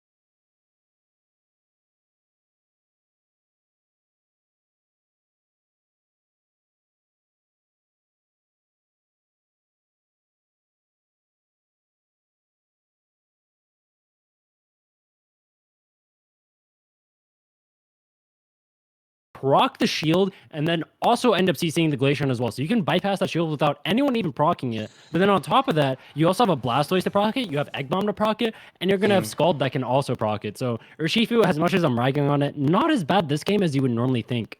I did not think I'd ever hear you say something positive about Urshifu whilst we were casting together today. Look, that Glaceon's going to have to do a lot of maneuvering around to stay away from anything that can proc that passive that does make it invulnerable. But we want to make sure we keep an eye on that Magic Cup, see if it gets online here. Again, we do see the Hoopa going and putting a pressure on that little cub fruit that's going in. But Blissey allowing the assistance. Well, Hoopa unsuccessful this time on its invade, but it's still going to be there for the pressure. And do you think Hooper should probably just call it quits and get out and not give that too much experience, or what do you make of that? At this point, so the way the strategy works when you're invading is generally you just want to be the biggest nuisance ever. So you can see the Hoopa, he's just here. If he steals any of these, it becomes that much harder for the Cubfu to actually hit level 5 as he ends up stealing one of the ball toys. Now, what that means is he's not gonna be able to die here from the Blissey because Blissey A pressing doesn't really do anything. And he also has the opportunity to just not only steal the blue buff here, but he can also just waste their time and make it so they're going to be late going all over to those Altarias. You can see the current timer, 8:55. This Cubfu is not going to be able to impact Altarias on either side of the map, meaning that his laners now have access to these essentially for free. As we see the Icicle Spear build coming out of the Glaceon, what are your thoughts on that? Absolutely. Icicle Spear is so good. We talked about it, how bulky it looks like Chinchilla's team is, not only with the Blissey, but the Blastoise and the Slowbro combination. As we keep an eye on that Magic Cup, that Effort Gorge is almost looking like it ticked over. We could see a Blastoise very, very early on this time around if he's able to do the to secure that back a Bonnaby. But there we see the Gyarados online very, very quick this time. Going to be such a nuisance inside the top lane. Both teams just looking for farm. The Hooper, obviously, as you mentioned, Urshifu so late into that top lane farm, allowing Zmog to just clear up those Altarias. We've got a 3v1 situation with Wartortle just by itself as we head on to the middle Altarias. Blissey and Glaceon are the first ones there. Hooper making its way in, as well as Urshifu. We're going to see that Urshifu Glaceon standoff that you were talking about before. Glaceon does have 6. He has access to those Icicle Shards, and now the Icicle Spears are just rolling on, but the Slowbro coming in to help out. And then once again, the beautiful Crustle Wall there, and the Icicle Spears just raining down on the Slowbro. This is exactly what we expected from the Icicle Spear. That bulky front line just unable to do anything. Great engage by Z-Smog. They seem to be having the upper hand in these early games, in this early section of the match, Rin. I would have liked to have seen the Sylveon helping out his team there in the central area rather than going for that back ball toy. If he was there, they would have been able to route not only the Slowbro, but likely the Urshifu came to defend, and also the Espeon, meaning that they could have pressured the pad and gotten many dunks. So I think that slight misstep from Sylveon ends up taking what would have been an amazing early game and turns it into something is just barely slightly advantageous for Zmog going into this bottom Reggie. Now, I do think that Zmog is still favored in this fight. They're going to be taking level 8 on the Sylveon soon. They have Hoopa portals for the reset. The Blissey not really able to contribute too much because it is only level 6. Sobro not doing too much at this early stage of the game. And once again, that Sylveon character just absolutely amazing at shredding the entire comp that Chinchillas has here. You talked about the Sylveon Unite move. Glaceon does have that Unite move as well. The Reggie Steel has already reset itself. Beautiful Crustle Wall to block out the Slowbro. It is just getting rained down with those Icicle Spears. Zmog trying to push away. You talked about it in the early game. Urshifu needs to get that engage in on the Glaceon there to stop that, to get rid of that passive break. But here we go. A few takedowns going down. Here, Blissey going down. Slowbro going down. Urshifu just circling Hoopa, keeping a track on it. But the Sylveon Hyper Voice just too strong. But look at this. Zmog positioning the I thought that was going to be a bit detrimental to them securing that Registeel. I thought it might go for another reset, but the Hyper Voice so good with the Icicle Spear combination. But Zmog not looking to pressure the pad and get scores, just popping off here as the Hoopa Highway sends them top pad. Playing a little bit more conservative this time around, Zmog, as opposed to the chaos that we've seen in previous games. Rin, do you think they're changing their style a bit? I think that they're playing about how you expect their team comp to be able to play. Keep in mind that the enemy team does have a Blastoise in the top side, as we see Blissey actually going down in the bottom path. We're looking towards this Regieleki on the top side. Urshifu able to secure it with the Wicked Blow, and Sylveon going down without even using his Unite move. This is looking pretty disastrous for Zmog. The Gyarados getting ulted by the Urshifu, going down all the way to 1 HP, but his Focus Man just barely saving him. Urshifu running around with a sliver of health from the Icicle Spears. Is Blastoise going to be able to get a knockout? He's not. The Hydro Typhoon whiffing. This fight is so close. Blinking health bars on both sides, and somehow nobody is going down.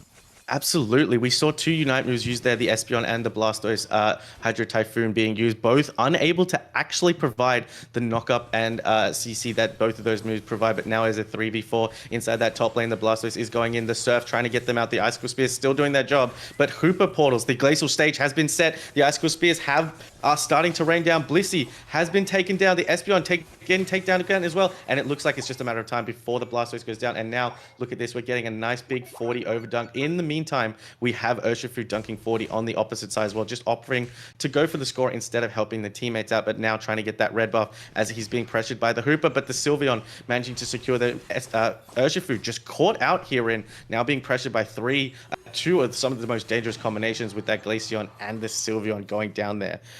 Correct decision by the Urshifu, or a little bit of a misplay there? I think that was the correct decision. Actually, right before that fight, you can notice Urshifu does not have his Unite move, right? So he can't really contribute too much to the pad pressure. He ended up doing a back cap of 40 on that top pad. I think that was a really good well-informed play. He knows he can't contribute to the fight. He just gets the 40 cap and doesn't even bother contesting. That's a really good play. That is the stuff I want to see coming out, as we have most of the Unite moves on Chinchilla's side coming down into this bottom Reggie. The Gyarados and the Glaceon for Zmog missing both of their Unite moves. This could be a potentially dangerous fight for Zmog here, as they do have an advantage in this game so far, but once again, the Urshifu with his Unite move and no help on the side of Zmog for the Glaceon. That Glaceon can get routed instantly and make this fight extremely difficult for the side of Zmog. Great job by Glaceon, just keeping those stacks up by hitting those basic autos on the Reggie. Still doesn't matter if they wanted to reset or not, but it looks like Zmog playing a very, very patient game here. The Rock Tomb keeping them out. Slowbro almost getting targeted by the Icicle Spears. The Slowbro could go down here. Gyarados securing the Regieleki in the top lane. The Hoopa portals are unbound. The stream has closed on my end. I'm not sure what happened there. I apologize. The stream has closed on our end. We'll bring up the live feed to see if we can get this back. And it looks like somehow Zmog ends up getting the Registeel with two of their Unite moves still intact. Now, we didn't quite get to see what ended up happening there, so that's a little bit unfortunate, but it looks like Zmog able to get the better of that. The one thing I did notice is the Urshifu ended up using his Unite move on the Hoopa right as soon as the Hoopa went into the Rings Unbound, meaning that the Hoopa was invincible. That Unite move essentially getting no value. As I mentioned before, if this Urshifu is playing into the Glaceon, I really like to see him using his Unite move on the Glaceon rather than the Hoopa. Absolutely, that Glaceon is just tearing down Icicle Spears, and that's what you mentioned before the game started. That Urshifu, a big counter there that to that Glaceon to try and break that passive and absolutely take it out of the play. But as we saw the Regieleki walking into topside with Gyarados scoring 50, we have 20 seconds to go. We're in 253 to 87, 13, 11, 13, 13, 11, and 12, 12, 12, 10, 10. It's going to be interesting to see how these teams both engage. Where do you think they're going to play offside because both teams have bot pads available to them? So we're not quite at our Urshifu Unite move yet. It's looking like with the Urshifu Unite move actually coming back online now, and we have a Slowbro Unite move, the opportunity for Chinchillas to be able to find a pick if someone ends up being a straggler here is actually quite massive. It makes it really scary for the side of Zmog to actually look for these backcaps because all it takes is one Slowbro Unite to come out, and then all of a sudden, Zmog is in a load of trouble. I actually would have liked to have seen the Slowbro pushing up there to try and look for the Unite move, as it looks like Chinchillas is maybe looking for a flip as they get caught up by the Crossel. Massive X's are coming out with the Unite move. Giant Hydro Typhoon coming out too. The side of Zmog actually getting almost completely routed here. Hoopa going down. Crustle getting extremely low too. Espeon maybe looking for the KO. And it's looking like with only Glaceon and Crustle alive, they're going to have to contest this Rayquaza, but they don't really have a secure. All they have is the poke from the Icicle Spear on Glaceon. I don't know if they're going to be able to get this. Absolutely, they still got to deal with the Urshifu secure, but here we go. But it is... He gets it with an auto. It gets it with an order. We know how devastating those ice can be. But look, the Glaceon just putting more damage on the Urshifu. It does go down. What an incredible play by Chinchillas. They played that Ray fight incredibly well. They managed to store that Hooper Rings Unbound and managed to get the takedown. Crustle's Glaceon still surviving on that, but Glaceon taking it down with an auto. I feel like we've seen every kind of secure in the book today, and Umbreon Unite secure, but now we're seeing an auto attack secure. I got to get your thoughts on what just happened there, because a lot of stuff, Unite moves being popped, Zmog being pushed out of the Ray Pit and just being left with the Crustle and Glaceon. For me, I saw the Wicked Blow being charged up. I thought that was 100% going to be the game right there for Chinchillas. Yeah, it looks like the side of Chinchillas actually ended up miscalculating how much damage the Wicked Blow did. They didn't even have to go to play for the secure there. They had enough time to where they could have just taken out the Glaceon. The Glaceon has no one there to protect him. They ended up, I believe, routing the Crustle. They have 4 players alive. All they have to do is start hitting the Rayquaza and then turn on the enemy team the second they come near the Ray Pit. It's a 2v4. You have an Espeon, you have an Urshifu, you have a Blastoise. There is no way that Zmog should get anywhere near in position to be able to secure the Rayquaza, and getting it with the auto attack, not even a boosted one at that, that has to feel so bad for the side of Chinchillas. Absolutely, Chinchillas unfortunate there, but like we said, anything can happen in the Ray Pit. We are going to bring in our analyst for this time around. We are going to get Fu. Fu is coming in with his highlights and analysis. I can't wait to see what he has to say about that, especially the secure. But Fu, give us your thoughts on the match, and then we'll take it away with your analysis. Wow. I mean, like, where is my jaw? At the end, I remember you guys are casting saying, it's so hard for Glaceon and Crustle to really secure this, right? There's no real secure against Urshifu. And then suddenly, out of nowhere, the Glaceon goes, hold my beer. What's this? I'm just going to auto attack. I'm going to get the Rayquaza. That was pretty crazy. Quickly looking at this, the draft, though, I'm following your footsteps, Rin.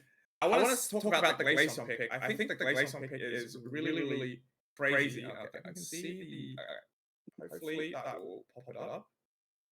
I want to talk about the Glaceon into the double tank there. Maybe get you guys' thought as well. Obviously, Urshifu is very good to be able to take the Glaceon out, because Hooper can't really support it that well. But with the Hyper Voice combo and the Crustle, and we can actually watch, there was a moment in that match where you just see it all in action. I think the Icicle Spear just was so good into the Blastoise and the Slowbro, and just nothing could really stop the spears from coming down. And I think Chinchillas probably felt like their tanks were just going down so fast. So perhaps we can actually have a look at that point. It's a 620 mark.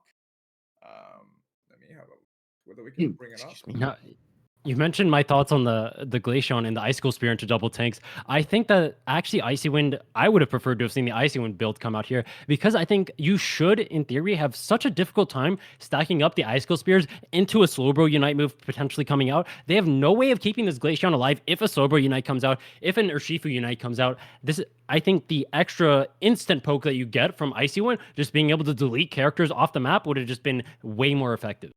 Mm. Mhm. Have a look at this though. I thought this was super cool. Just in this moment down at the bottom here, Crostal, huge. Look at that huge rock tomb into the hyper voice, into the spears. I mean, like at that point when you're chinchillas and you know the Reggie Steel's already there and your whole double tank is gone. It's really hard, right, for them. That was just a moment I thought was quite interesting. I do agree though, Slowbro and Urshifu, you know, if they really played well together and you know, the Glaceon will be stopped. But I think what Zmog here did really well was they were able to maneuver and like navigate their way around to avoid getting united. And I think the Crostal definitely played a very integral part in that. Something else interesting as well is at 820, the Magikarp evolved, which was quite decent. And they held the 2 level gap difference Mhm. against the Blastoise in the top path, which was their, you know, technically their top path all rounder role. And that's really significant, right? If you have a Gyarados that does so much damage already, gapping your top path Pokemon as well, the impact you can have in that Regieleki fights when they're contesting is just so much more. So I thought that was really, really well played. Um, we do need to talk about the Hooper iframe that you mentioned at the 320 mark. That is very, very important because, like you said, the it wastes the Urshifu Unite, right? Yeah. Yeah, it wastes the Urshifu Unite. It means he's also not targeting the Glaceon during this fight. The Glaceon getting a free reign on his entire team. I understand the thought process behind it. He wants to stop the Hoopa from being able to cast his Unite move. So 2 of the members on Zmog's team don't end up in this bottom path to contest the Registeel. But I think it's better to just delete the Glaceon from the game and then try to win a 4v5 from that point, as you still have all or the rest of your Unite moves available. It should be a pretty free fight as a 4v5. Yeah, so you can look at this. Shifu goes and engages on the Hooper, but then just the Unite just does nothing because Hooper has that iframe in it. They do take out the Glaceon, but I think it's just the fact that it didn't go for the Glaceon. And if the Blastoise wasn't there, the Glaceon would have just walked away for free as well. So great point over there. And then come on, we have to watch back the Secure. I think Mm. that's I think I think we that's a need to do this in a little bit of slow. We need to slow it down a little bit for go about half speed because I need to see this. We have to see this. All right, let's watch it from the get go, and people want it a little bit slow to be possible. But like just watching it from here, it was incredible. I mean, you got to give it to Chinchillas though; they played very well in that Rayquaza fight, just to zone out and take down the imported Pokemon on the side of Zmog. But the fact that the Glaceon was able to get that is quite incredible. And definitely deserving of MVP here. Look at this! Oh, with such grace Criminal. against the Urshifu. 1 Criminal. HP. That's so tragic for the Urshifu. But you could see that the Glaceon is able to walk up without his Crustle even providing support for him. I don't understand. I get that their goal is to rip the Rayquaza, but you have an entire minute and 15 seconds at that point.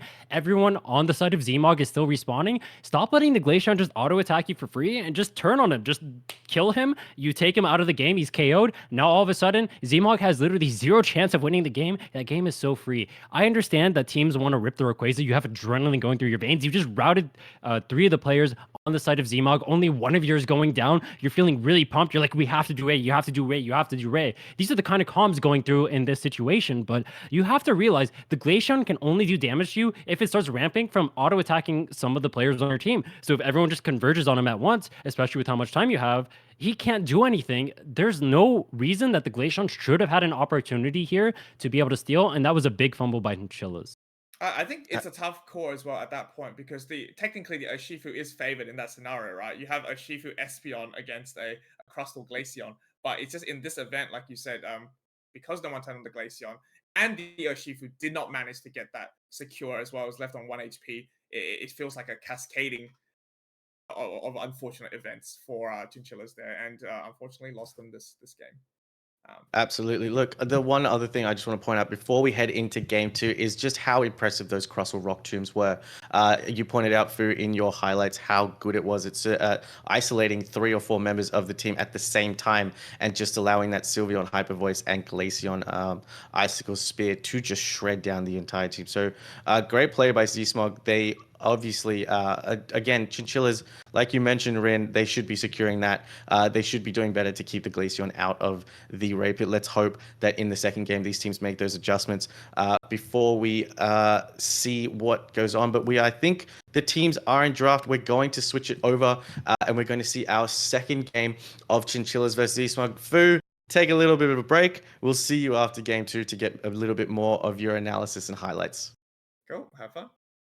Thank you.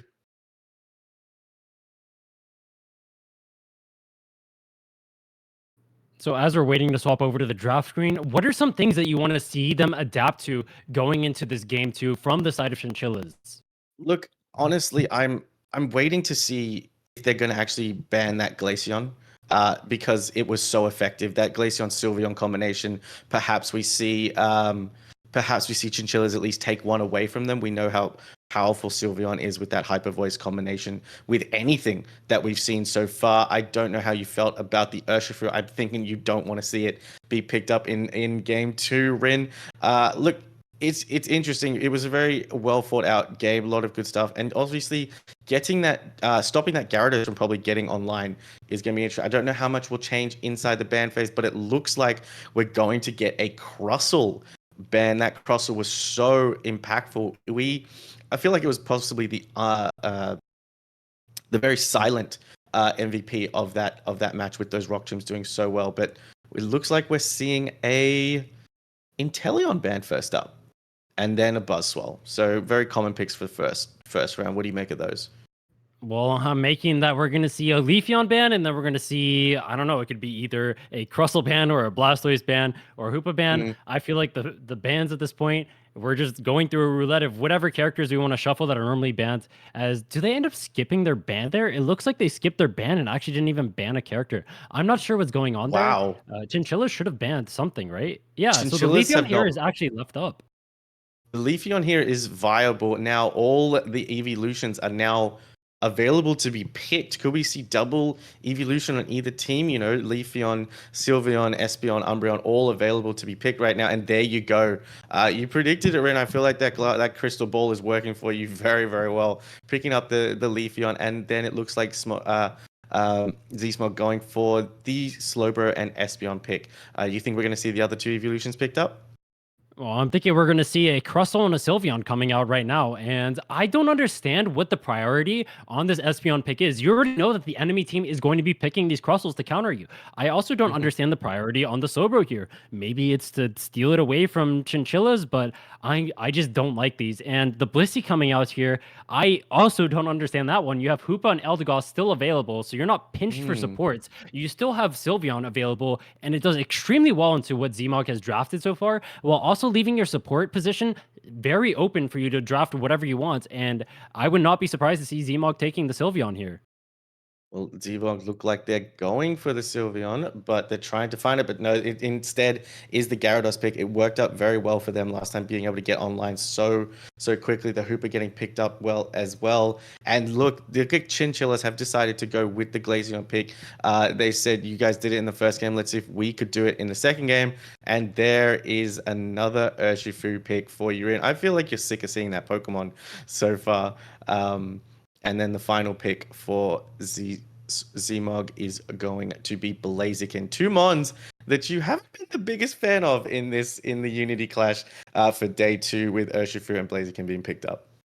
So I'm looking at these drafts, and the Urshifu, you keep enabling yourself to be invaded in that early game. That's where a lot of the time they find themselves falling behind. Now you're forcing the Glaceon to go into that bottom path to contest the Espeon. He should be falling very far behind there. So you put the Glaceon at a disadvantage by picking this pick. You put yourself at a disadvantage in the jungle by picking this pick, or rather the central area. You give the Gyarados an opportunity to be able to scale on the top side. Your Leafeon obviously has to take some of your central area to be able to hit level 4 to go top.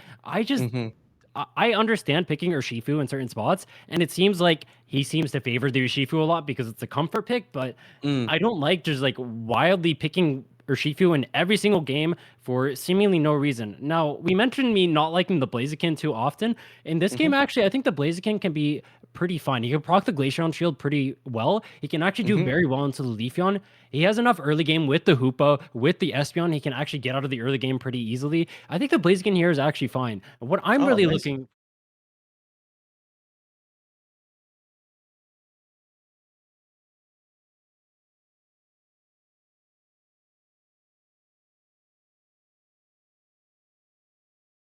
Action. We saw 3 members having to deal with that Hooper in the previous game. So you know what? I want to see how we go. Let's see if that Gyarados gets another free reign in that top part and see if we can get it online. And starting off here, we have the EXP split with the Zatu on the Leafeon. This meaning he's going to hit level 4 going into that top side path. We have the Hoopa invading. No surprise here. We've seen that every single game against this Cubfu so far. And he's looking to pressure this red buff currently. He's not quite able to secure it. The Blissey getting it with the pound, but now he's going to look to apply some pressure, just using his auto attacks on the Blissey, trying to chunk them out, and maybe he can get a steal. And But it looks like not quite. Sorry, I didn't mean to cut you off there.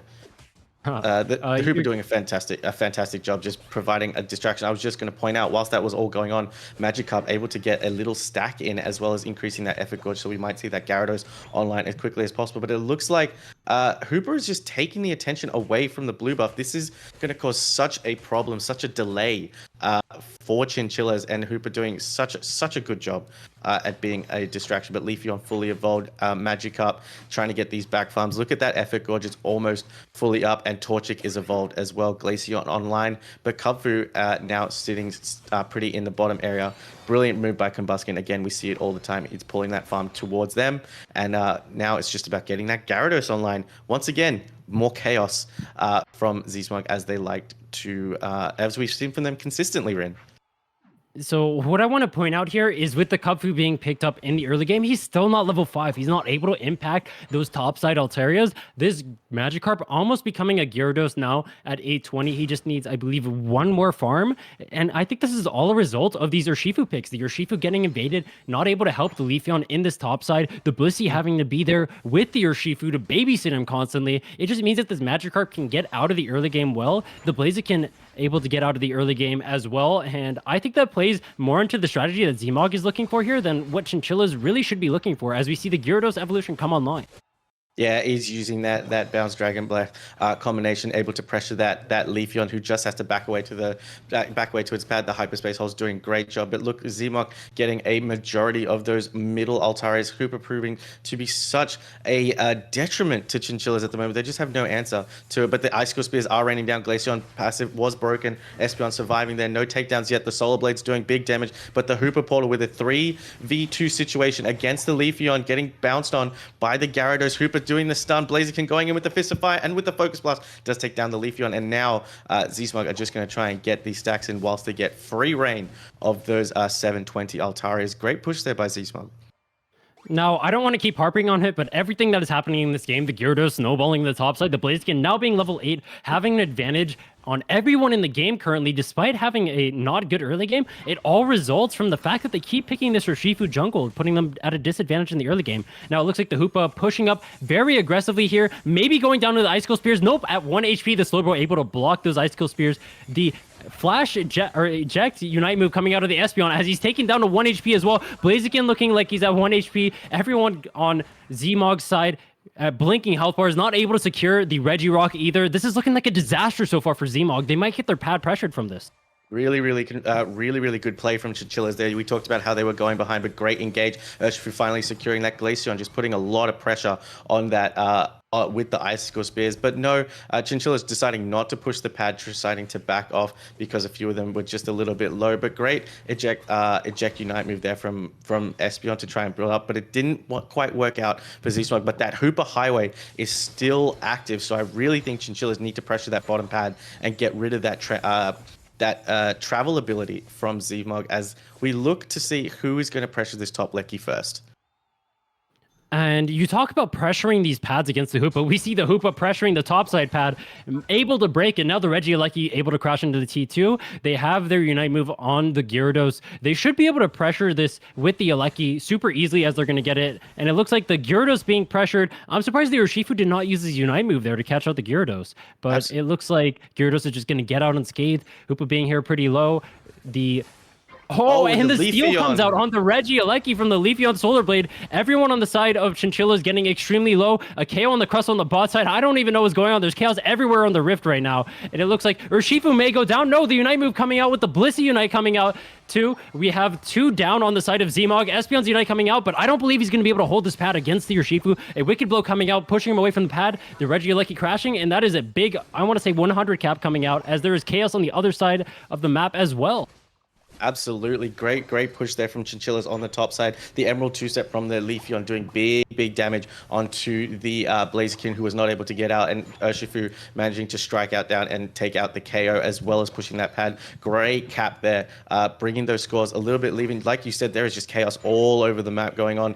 It's really hard to see any kind of semblance of order being restored. But look at this, 104 to 152. A basement Regice has spawned. Gyarados has started the engage. Crossel just proving to be really big at just distracting. But the Glaceon Icicle Spears, the passive goes down. Slowbro has broken the passive. Gyarados firing off its Unite move, but Crossel managing to secure the Regice from underneath the Gyarados Unite move. And the slow beam hits on the Crossel. They decide to pounce on it, but Crossel get take down. The Hoopa hole being placed, but they decide not to take it. They're pushing on the Focus Blast. The Glacial Stage was set. The Hoopa has become unbound, and now Zsmog trying to push this bottom pad. It's only on 9. If they can get as many takedowns as possible here, they could get a big overcap, but the Icicle Spears are just proving too much. The Glaceon doing a great job staying at distance. Hoopa unable to get takedown, and Zsmog are just gonna have to back out here without being able to pressure that pad as much as they wanted. Rin, great steal by the Crossel on the Regice, and good attempt to push, but now Chinchilla's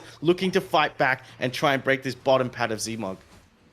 And it's looking like Chinchilla should be able to get some dunks off here if they're able to play this properly. A 40 cap going in from the Crossel, as there's just nothing but bodies raining in 24/7 in this bottom lane. What we refer to generally as the zombie tech, where everyone has such low death timers that these fights are just never ending. People just keep constantly flowing in, and honestly just padding their damage stats at this point. We see so much farm available on the map, yet no one is touching it. They're not getting too many advantages out of doing this. I would have liked to have seen them break off and start farming. The aggression from Zmog really biting them in the butt there, getting a giant 40 cap from the Quassel, and resulting in a lot of comeback EXP that Chinchillas was able to get that they frankly should not have been able to. Absolutely. We know how good the comeback experience is in Pokemon Unite, especially into these last 3 minutes of the game. We look at Zmog trying to get that basement Regieleki, whereas Chinchillas are sending Crossel and Blissey bot lane alongside the Glaceon to break that pad. It looks like we could get another Solar Blade steal here. The Urshifu is putting pressure on Solar Blade, going onto the Gyarados instead of the Regieleki. It looks like the Regieleki is being sustained, but Blaziken fighting the Urshifu here. The Blaze Kick misses its mark. Gyarados trying to help. The Wicked Blow just misses out on the Blaziken. The fists are firing, and they get a reset. What an engage once again. The Regieleki has reset itself, but in that time, Zmog has lost their bottom pad, but it looks like they're going to try and push this Regieleki. Crossel trying to come in for a steal. It's 18 seconds to Ray, and it hasn't come down, but Gyarados managing to take the steal. 18 seconds, Rin. It's going to be another chaotic 2 minutes as soon as that Rayquaza spawns. And I just want to point out that play is the definition of what I call ego. The Urshifu using both his eject button and his Unite move, meaning he's not going to have as much pressure during this Ray fight as he normally should. As we see Crossel taken down to half health, we see Leafeon taken down to half health, Zmog doing exactly what they need to be doing at this point, pressuring somebody. The Urshifu does not have a moment to be able to farm. As we see the Leafeon being pounced on by the Gyarados just looking like an absolute menace. I really want to see Zmog hitting this Rayquaza as Crossel hits a massive Unite move, X-Scissor combo, able to take down the Hoopa, as we have Blissey going down without using his Unite move as well. Crossel once again with the Icicle Spear combo, taking down the Blaziken, and this fight is anyone's game right now. This fight is anyone's game. The Gyarados and the Urshifu having their own struggle, but look at this, 2 members down from Zmog. Chinchillas do have the ability to just shred down this Rayquaza. The bounce coming in from the Gyarados, breaking up the passive, the slow beam on the Glaceon to stop the rip. Beautiful Hoopa hole to possibly get them out. Crossel might go down here, but the reset on the X's and the Urshifu is back in. The Hoopa has decided to go unbound. The Unite moves are still there. The Espeon Unite coming in. The bodies are flying everywhere. 3 members down for Chinchillas. 4 members down. That is a team wipe, Rin. and now Z-Smoke are just going to rip the Rayquaza. And it looks like Urshifu not able to get his Unite move. Him egoing the top side on the Regieleki ends up biting him in the butt massively there. Not able to impact that fight virtually at all. We see the Blissey Unite move coming out super late on the Crustle. Ended up meaning that the Crustle got no value out of it. The Blissey Unite ended up doing no damage. And these small hesitations that you see inside of this Rayquaza fight really cost them the game. We see the Hoopa just getting massive value inside of that team fight for Zmog. Able to reset their characters. Able to bring them back with the Rings Unbound. And Zmog going to take game number 2 and advance to, I believe, day 3. Absolutely, Zmog going to day 3, but oh my god, look, we thought Chinchillas had the advantage in that fight. In that fight they took down the Hooper, which means they'd stopped the Rings Unbound, but it also meant that Hooper came back with the Rings Unbound, causing that massive amounts of stun and allowing Zmog to come back in. The huge Espeon Knight plus the slow beam taking down as well. Unbelievable team wipe from Z-Smog. I don't even know where to start with this fight. We had the Urshifu and the Gyarados fighting off inside Chinchilla's in central area. We had the Urshifu using its Unite. How many times, even just for casual players like myself, have we been told, do not use your Unite move until the Rayquaza spawns, but Urshifu not having that Unite move, very, very disadvantages for Chinchillas there. But also, when Chinchillas had the advantage, I thought they would start shredding that Rayquaza down with the Glaceon. But again, Slowbro coming back in and getting that slow beam onto Glaceon to stop that possibility. Absolutely great play, great defense by Z-Smog. But we have analysis to come from Fu. So let us bring him back in. I can't wait to see what he made of the chaos. Let's bring him back in. Fu, welcome back. I would love to get your thoughts on that. Hello, well, what a game. And I think I just want to start off by saying it seemed like Chinchillas tried to use Zmog's draft against them with a familiar Crustle and Glaceon kind of pick going into that. But it didn't work out as well, and there are some major points I think that what Zmog did very good into Chinchillas was that what you were talking about before, Rin, about how the Slowbro and the Blaziken are targeting that Glaceon and not letting it just run for free and do whatever it wants. Especially at the end of the game when the Gyarados kind of pushed the Glaceon into the Slowbro, and the Slowbro having the Unite there, able to take it out. And once the Glaceon goes out, I think that's just a huge relief on the side of Zmog, because they know there's not going to be just one character that can just auto lock onto you after getting some stacks, and then no matter where you're running to, you just get hit anyway. So that was really good from them, and being able to take it out, I think it really won them that Rayquaza fight too. Gyarados didn't come online as early.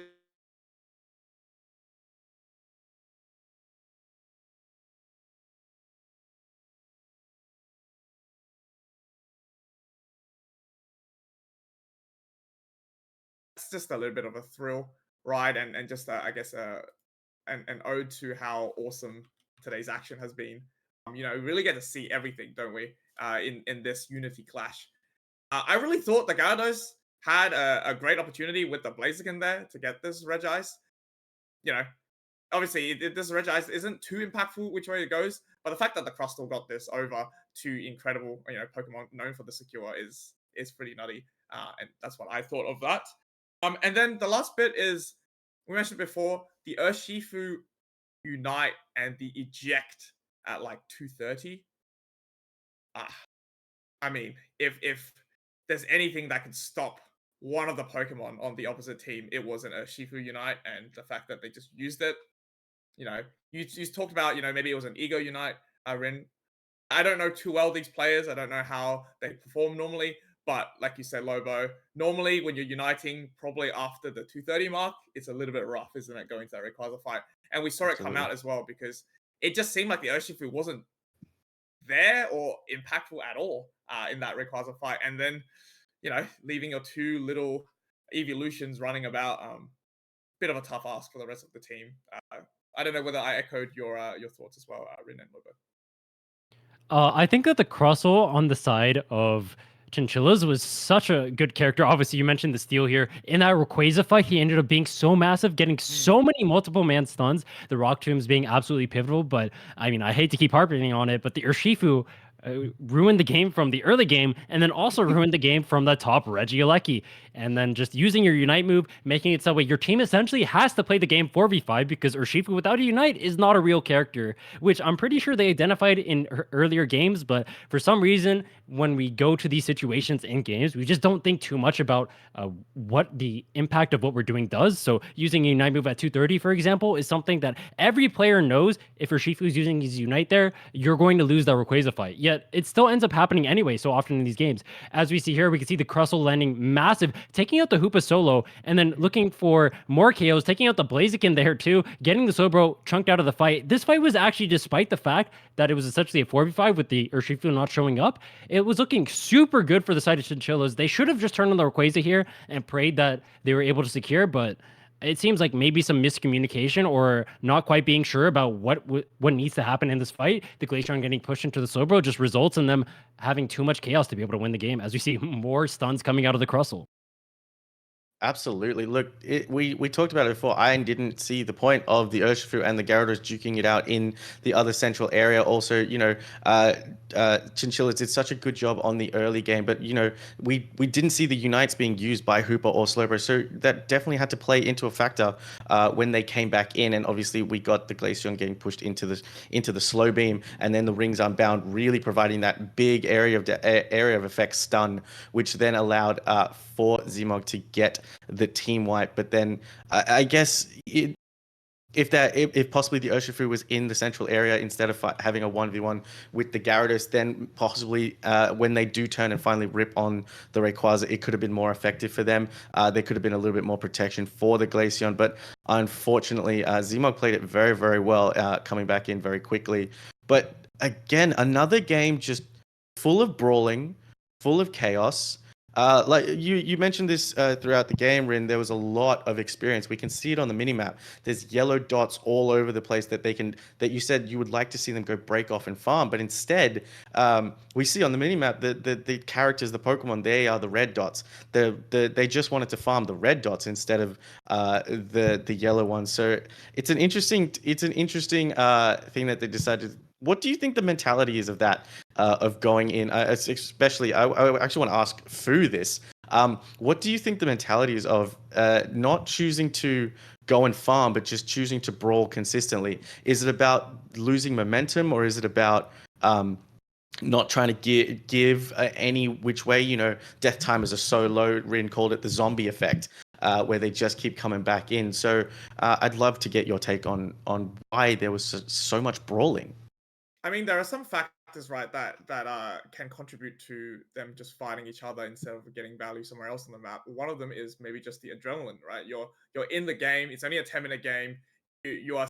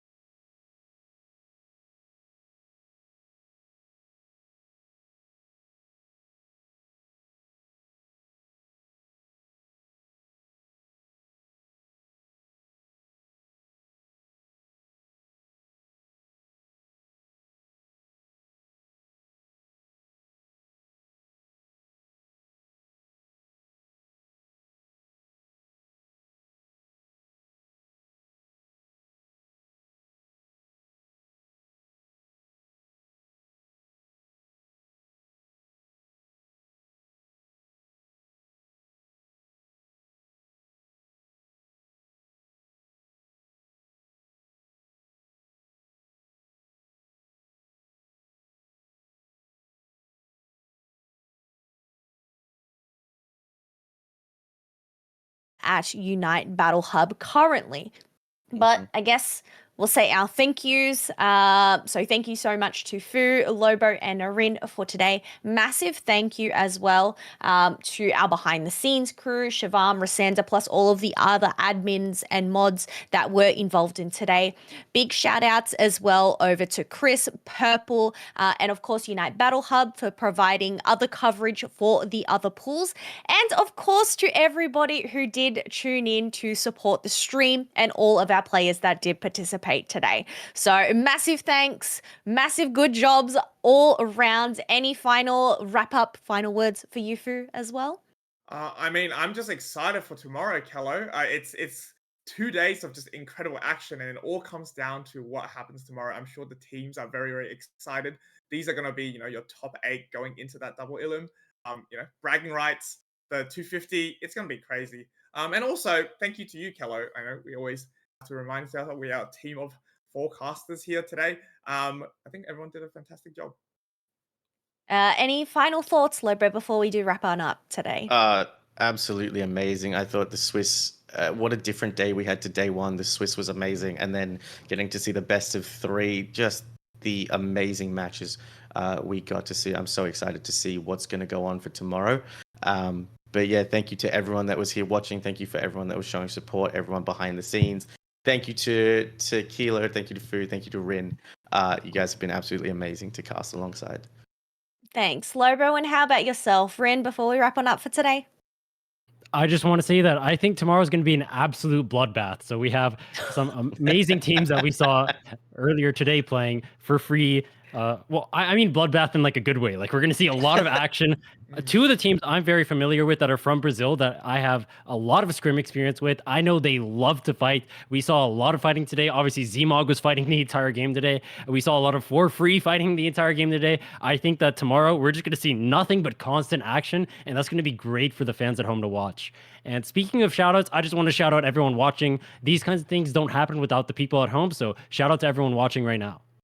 Yes, 100%. We wouldn't be able to do these events if it wasn't for everybody that is interested in the Unite esports competitive scene. So we do it all for you folks. I hope you did enjoy our coverage for Pool 4 for today. But we're going to wrap it up there. Once again, a big thank yous all round. We're going to send you folks over to Unite Battle Hub, who are currently covering Egotistas and Cinco Dilemmas could be the final match. They're currently at a 0-1. Maybe we might end up getting some more action with a round 3. We'll just have to wait and see. So please do stick around for that raid and we'll bring you the action very soon. But that is going to be us signing off for today. So thank you, everybody. See you guys tomorrow.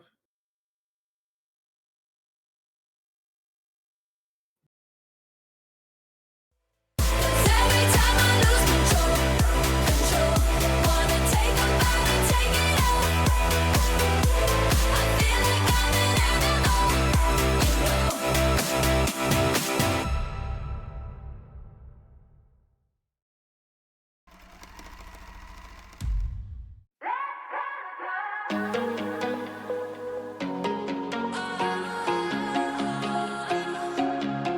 I should keep my distance, you're not good for me, but I don't wanna miss this. Feels like ecstasy, like a breath of fresh air, almost everything